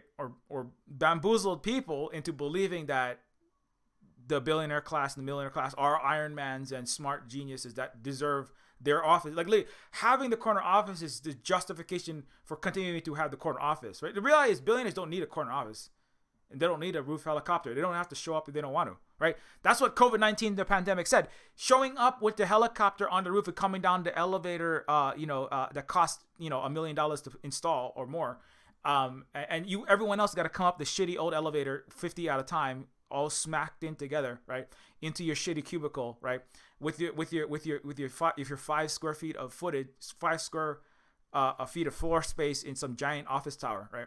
That was all theater. COVID-19 as it showed you that, where it's like, it's perfectly capable. We're perfectly capable of running 70% of the business action, which is all in offices for the most part. Most of the Western jobs, as David Graeber pointed out, are bullshit jobs. And it was proven when entire thousands upon thousands of office buildings, like the majority of the real estate in terms of total internal square footage of the business world of the West, was emptied because of COVID-19, right? When we have to have telework, remote work, and the people working from home in their pajamas, zooming into the universities, zooming into the lecture halls, zooming in remotely to their TPS report meetings, zooming into do their or just remotely doing their data number crunching, remotely operating Twitter, remotely operating Reddit and Facebook and Instagram and Google, totally competently, more time was saved. People wasted less time smoozing around the water cooler, right? Talking about which secretary we fucked today, or pretending to care about golf, right? Talking about who won the football game, where we're gonna are we gonna go to ski in Switzerland this year? Are we gonna go and do the luge somewhere else? Are we gonna go to Davos? Are we gonna go to Hawaii and drink toxic PFAS water? Are we gonna go to the Caribbean and fucking get some maracas and be culturally appropriative there, right? So all the stuff that people did in offices was always theater, useless nonsense. And in fact, a lot of the typing work that people did, it was just sending emails nobody read, right? Writing reports nobody was caring about, and going to meetings everyone was sleeping through. The entire job of most Western middle and upper class people is absolutely useless, nothing but a money laundering scheme to make sure that the price of that office building goes from $50 million to $100 million in the next 2 years. That's the purpose of white people and middle class professional managerial people showing up in offices. It's nothing to do with what you're doing in that job. The office itself is a money laundering scheme for the international real plunder in the feudal court of the office, with all of its pretenses, like, oh, I'm doing a very important thing sitting in my fucking CEO chair. You know this if you've ever worked in an office. I worked in government, nonprofit. There's no such thing as nonprofit in the West, but and private corporate offices. They're all bullshit. The only work being done is outside the office, like actually alleviating poverty, actually teaching children, actually doing nursing, actually cooking food and bringing food on the Uber and in other delivery, actually taking out the trash. Nothing useful happens in a Western office, except, if anything, net negative some, wasted time happens in offices. And sexual harassment, rape, and the plotting of foreign wars and destructive imperial policies and IMF bank loans happen in offices. If all the offices of the West went away, the world would be better off. Offices are cancer. It's like a American military base in Okinawa. It's a tumor. That's what an office is. A Western office. There's do useful things in socialist offices. But anyways, but people figured out, oh my God, everything that we're doing is useless in the COVID pandemic, right? And this is not necessary for us to be inside these offices. We can do all this work. The actual work we have to do, that is in the computer and typing. And if we do have to have meetings, we have to have a lot less meetings than we're having.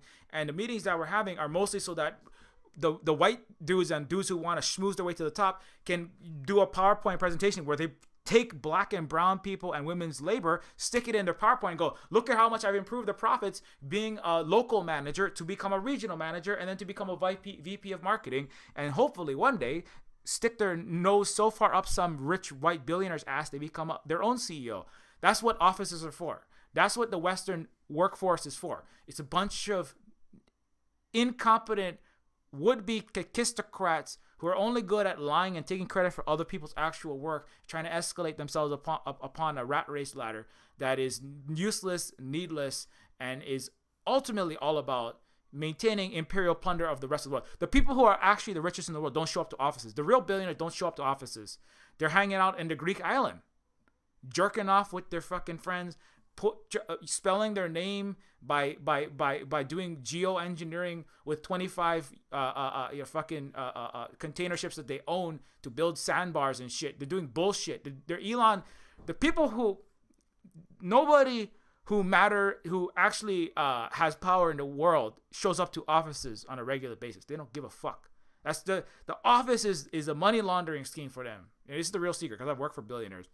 They go on boat. They spend a lot of time on boats if they like the ocean. There's one billionaire. He would always show up with no shoes. No, the billionaire don't wear suit. If you're wearing a suit, you're already a loser. If you're wearing a suit, you are just a low-level wannabe lord or a lady or a viscount or a marquis, right? If you're wearing a suit, you're not important. The people who are really important, they don't wear suits. They wear a t-shirt. This one that I used to work for, he would always wear a Metallica t-shirt. He wore a lot. He loved Final Fantasy. He actually helped make some of them, and he would he'd play he did a lot of tabletop RPG gaming, and he liked going on the Hokulea, in fact, and he didn't spend any time in office. He would only come to the office half an hour late, give everyone a big pep talk, high five everybody, and then he'd walk out and go and do billionaire bullshit somewhere else. And he always wore a t-shirt, never wore a suit.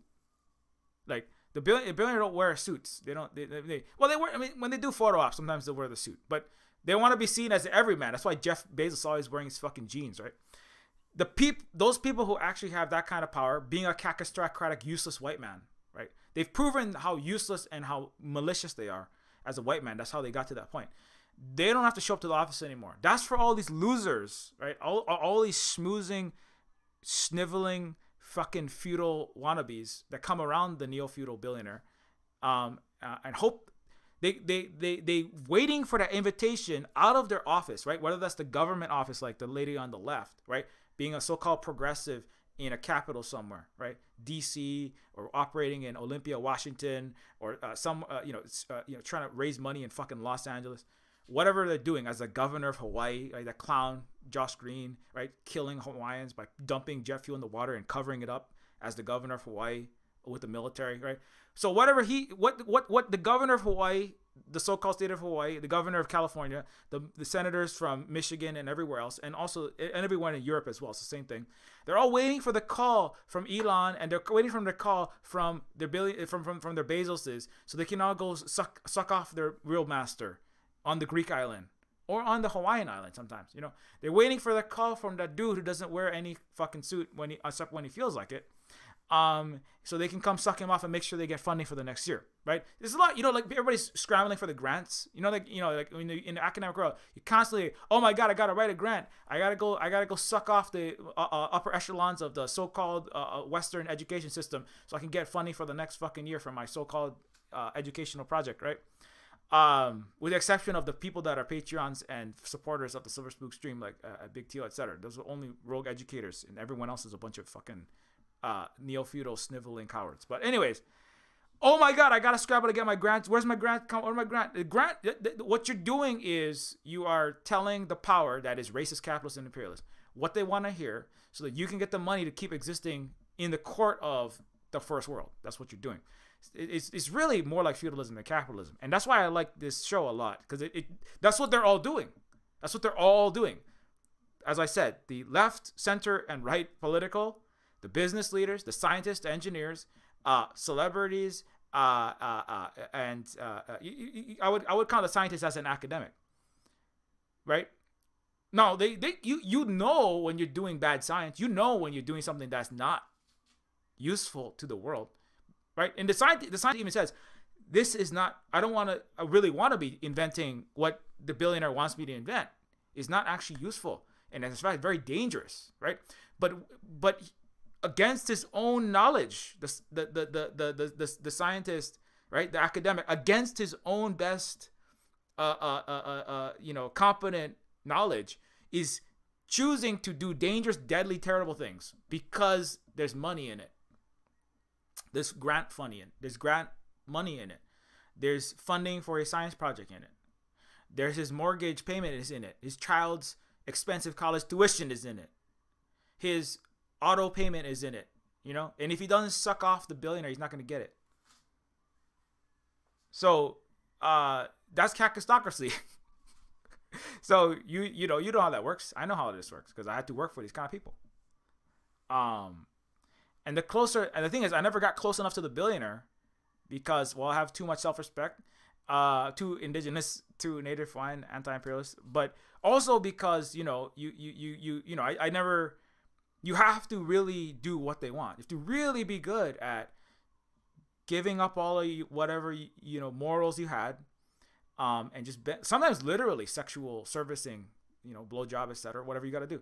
You got to do Hollywood. That's like par for the course. You want to get a job in acting in a movie, you better get on that couch and do whatever the disgusting white guy said sexually. I mean, literally. But there's that, and then there's also that's in like The Boys. That's just like not always that. It's just like you don't want to do this terrible thing. Well, you're gonna do that.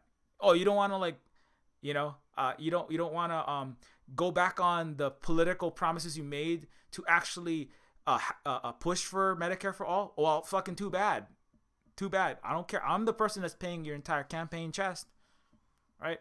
So you have to be willing to sacrifice. Not sacrifice. You have to be willing to be a terrible person and be surrounded by nasty, fucking malicious idiots like Elon Musk to move ahead under kakistocracy. But anyways, so I got up. So that's a part of the Glass Onion that's very good because it's very good at like illuminating the way that all of that functions. On top of it, like you everything I just said about this show, you could just forget about all that and just watch it as a riveting mystery thriller, a mystery novel. It's very funny, it's very entertaining just on that regard. Everything I'm saying is just layering all this extra meaning. I feel like I don't know how much all of this Rian Johnson intended, right? But this is like a lot of it. I feel like is intended. It's very pointed. One more thing I wanted to say, before I finish this out.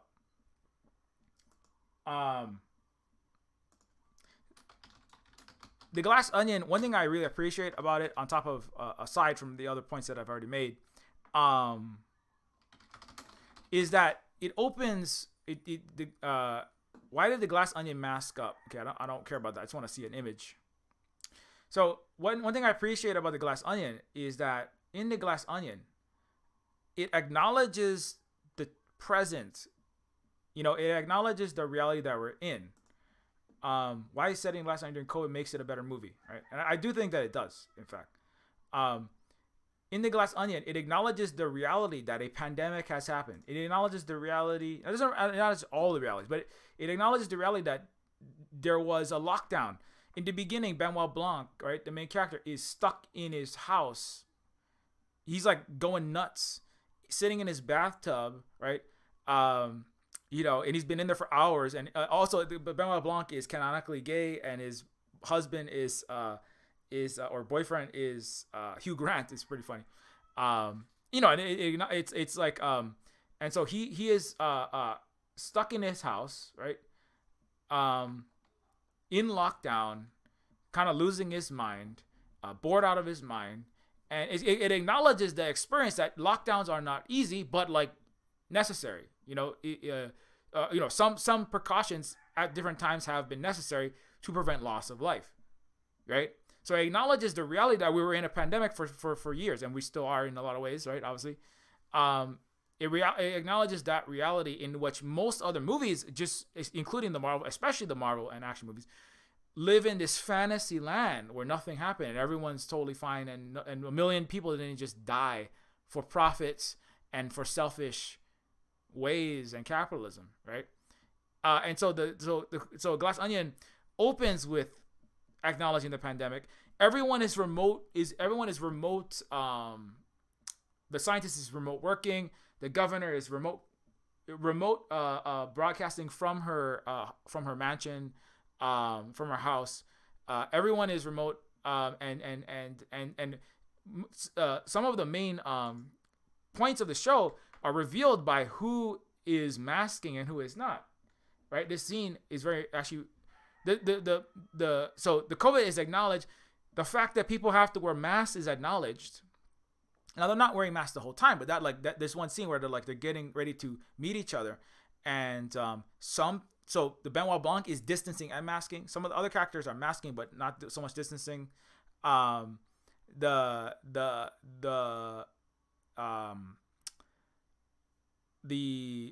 liberal progressive governor is wearing a mask, but is frequently taking it off. Right, so she's like, each one is taking the masking with different levels of seriousness and scientific rigor, and then the celebrity airhead lady is like wearing a net mask. It's like the battle.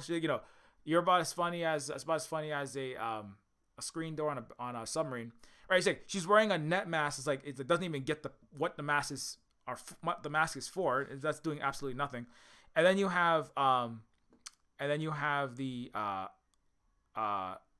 actually the Asian wearing the actual medical mask is actually another interesting thing. I just noticed that. But anyways, the most effective mask, right? And then there is the right-wing podcaster dude is wearing no mask. He's just intentionally not masking as a political statement. So that element of the acknowledgement of the reality of the COVID pandemic and masking and the solitude and difficulty dealing with the lack of social interactions. It's not nothing. It's real, right? And so they acknowledge that. It acknowledges that the pandemic exists, and also they use that to reveal aspects of character as parts of the story. Is also like very well worked in, and I appreciate it because most movies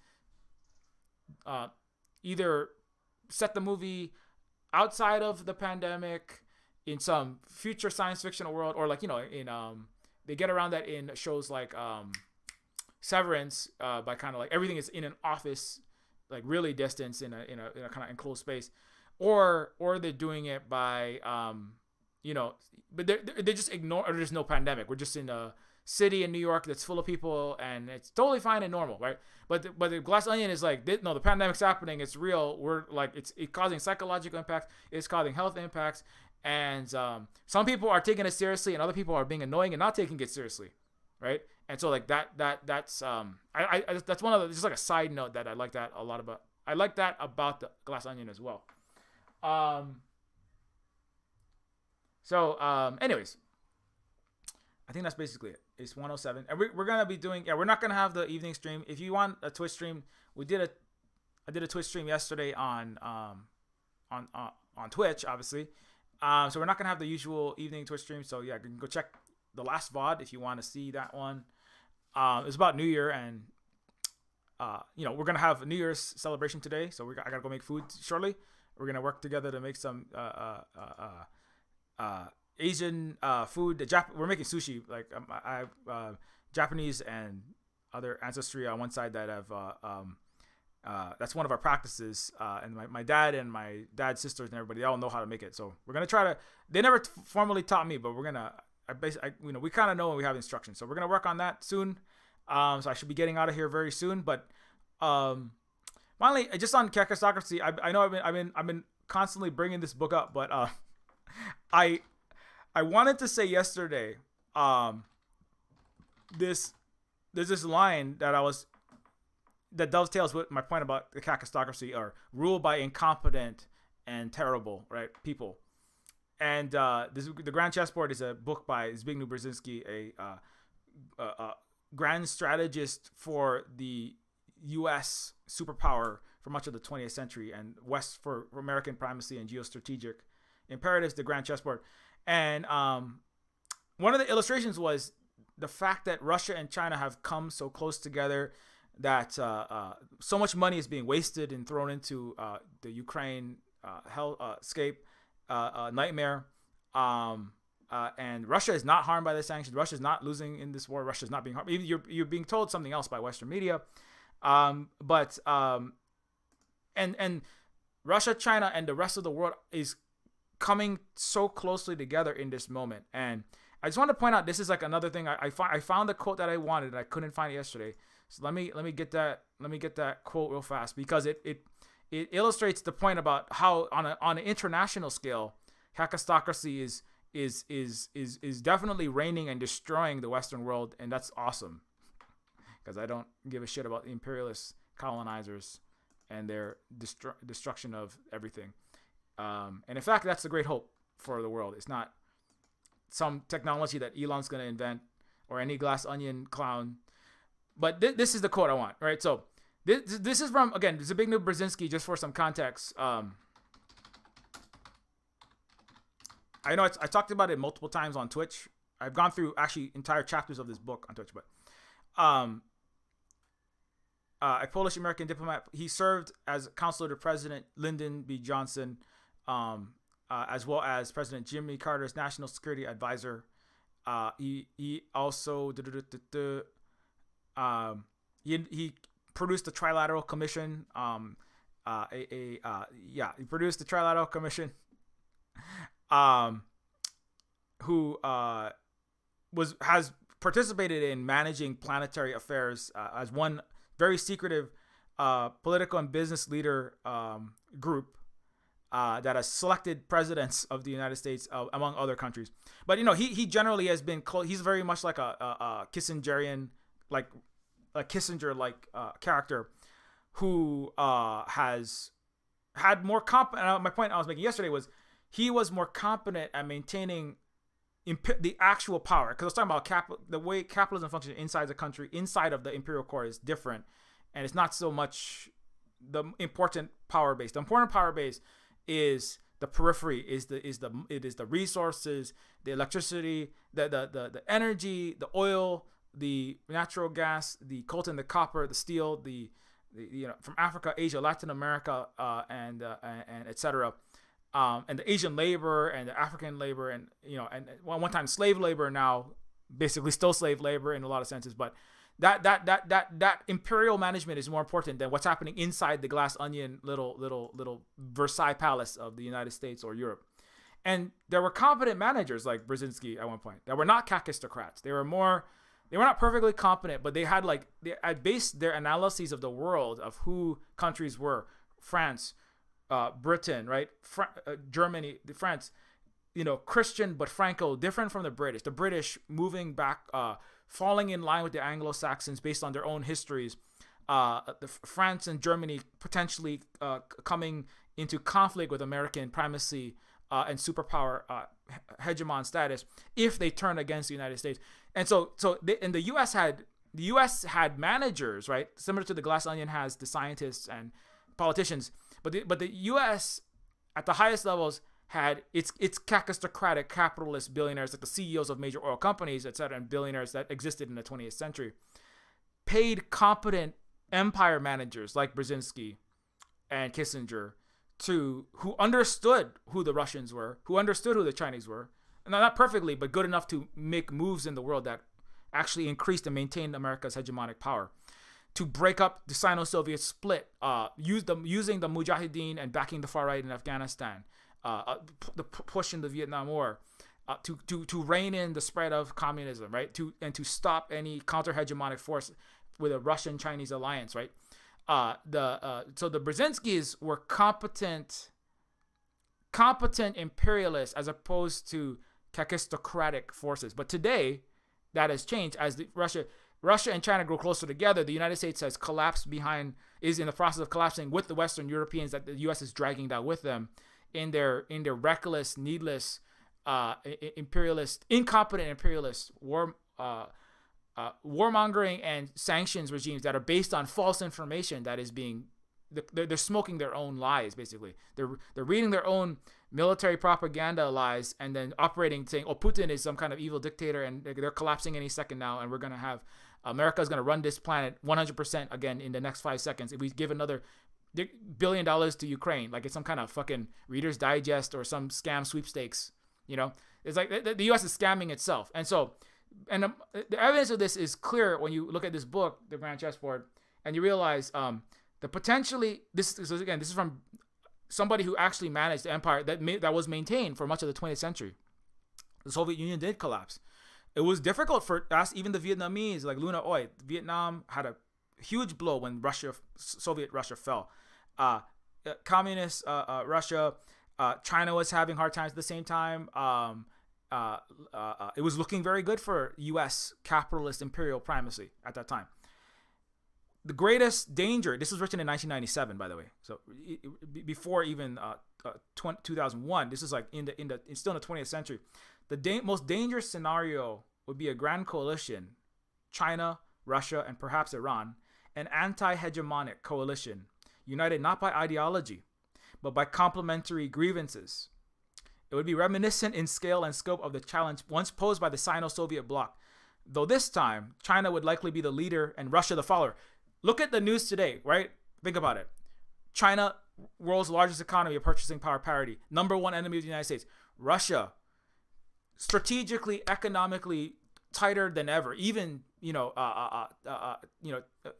any time in their history, really. Russia and China working so closely together, trading economically, a bloc aligned against the United States, anti-hegemonic Russia-China alliance. And Iran is closely working with them as well. They're trading, Iranian and Chinese are trading in yuan. No U.S. dollar primacy. No financial world reserve currency is being broken. Russia and Iran, China and Iran, they're militarily, geostrategically, economically getting closer and closer, right? And this coalition, BRICS Plus, right? The SCO, the Shanghai Cooperative Organization, this anti-hegemonic coalition, and they're not united by ideology. They're united by grievances, namely the United States continued imperialism, U.S. sanctions, U.S. warmongering, U.S. threatening, Western interferences, European, as a part of the U.S. NATO system, interference and threatening and warmongering. So, and it's beyond just Russia, China, Iran. Russia, China, Iran, even India, South American countries, African countries. The Belt and Road is bringing Vietnam. It's even worse than and so Brzezinski was saying, right, it would be reminiscent in scale and scope of the challenges posed by the Sino-Soviet bloc, but this time China would likely be the leader, Russia the follower. That's the case. Averting this contingency, however remote it may be, will require a display of U.S. geostrategic skill on the western, eastern, and southern perimeters of Eurasia simultaneously, right? So, my point is, exactly the nightmare of a competent, a non-kakistocratic imperialist Brzezinski has come to pass, and worse, right? So, by extension, the geostrategic skill of Tony Blinken, of Victoria Nuland, of Nancy Pelosi, of Hillary Clinton, of the Obama administration, the Trump and the Biden administrations, all of them, has been terrible, right? Because they have absolutely failed in what a competent chess player had warned about, right? And so, anyway, so that was a quote I was looking for yesterday, and that also shows you that kakistocracy is not just inside the United States. It's the thing that maintains its true power. And the Western capitalist imperial colonialist true power is also kakistocratic and falling apart. That's the one place that they were still competent because they needed to be, the CIA and the ruling DC players. They had some true information they were operating off, but now they're not. Nobody. They're eating their own bullshit now. Anyway, I wanted to point that out because I think it's so telling. Just think about that quote and then look at the Left Lens and Danny Haifong's stream and look at the Brian Berletic and etc. and listen to Carl Zha and Scott Ritter and see how completely they have fucked themselves and how badly they have played the game. Anyway, thank you very much for listening. That's the end of it. It is time to end the stream. It is now time to talk about Neofeud. Neofeud is a cyberpunk game. It is on sale. It is still on sale for the next few days. It does talk about feudalism and capitalism and all the things that I was talking about from the cyberpunk adventure game lens. I'm just going to quickly play the trailer and then I will be closing it out. But consider directly supporting us. If you enjoyed this stream, if you enjoyed the discussions and learned anything, consider supporting us directly through a Ko-Fi donation, Patreon support. to help us keep doing this work that we try to do.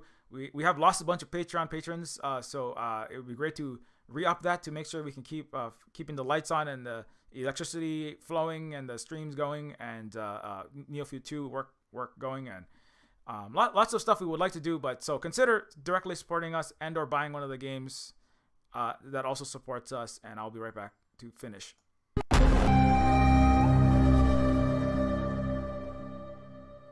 The Illuminati created us. They wanted to build a god with their own hands, and instead they created us. Just because I'm made of silicone and aluminium, I must be doing something wrong. That's machine stereotyping, that is. That's reality, that is. Machines are second-class citizens. Humans are sentient persons by default, ma'am. They have personhood by heredity. There are thousands upon thousands of overqualified slum dwellers. You are my peon. Don't you get it? This wasn't a job. It was always just an excommunication sentence. We're pawns in a feud bigger than we can imagine. Turn the cogs of the machine before Leviathan grinds you up and swallows you and yours. We don't get to choose our hand, comrade. Prince, peon, rich, poor, human, robot. I invented the crux of the royal power, the secret to consciousness, our existence itself, the meaning of life. I'm the $6 billion baller. Not some troubled youth. You are my greatest creation of all. I had to build my own family. I hate your son. I hate your son. I'm happy to smash all of the crowns and throw the gold shards down to the people. I will be the iconoclast queen. But who makes you queen anyway? You? You and whose army, princess? You and whose army?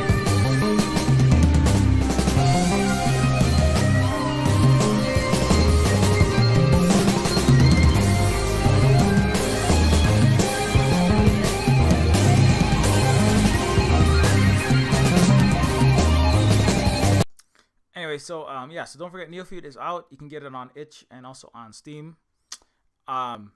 It is it does support everything that we do here, and other games such as Decolonators, where you can kick capitalist colonizer butts out of Vietnam and retro arcade game glory.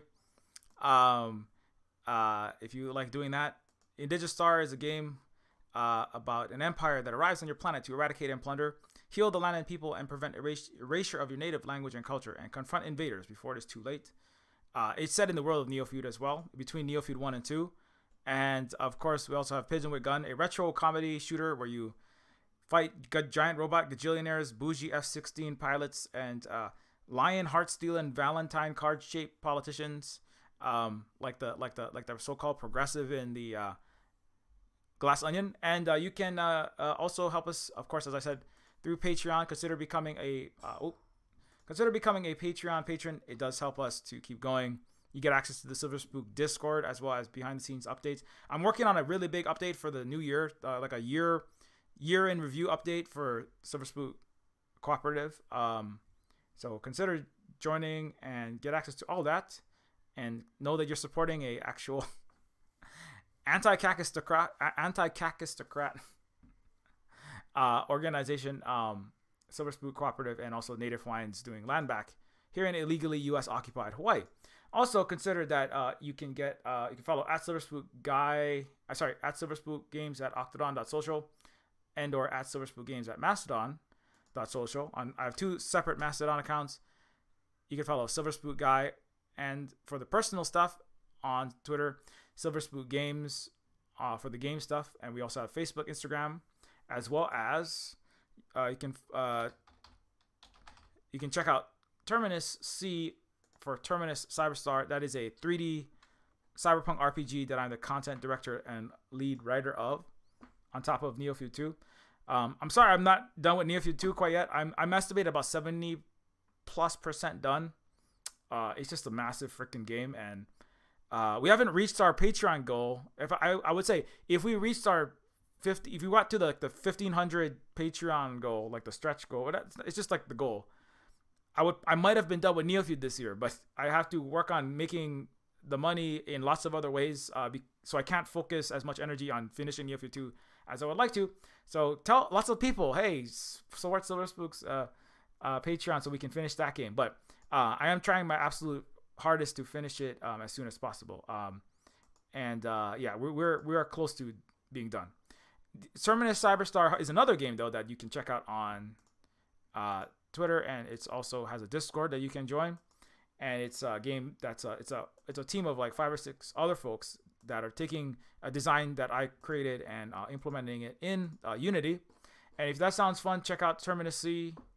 And also you can follow Holly the Tech, who is a mod, voice actor, and partner here at the Silver Spook Cooperative.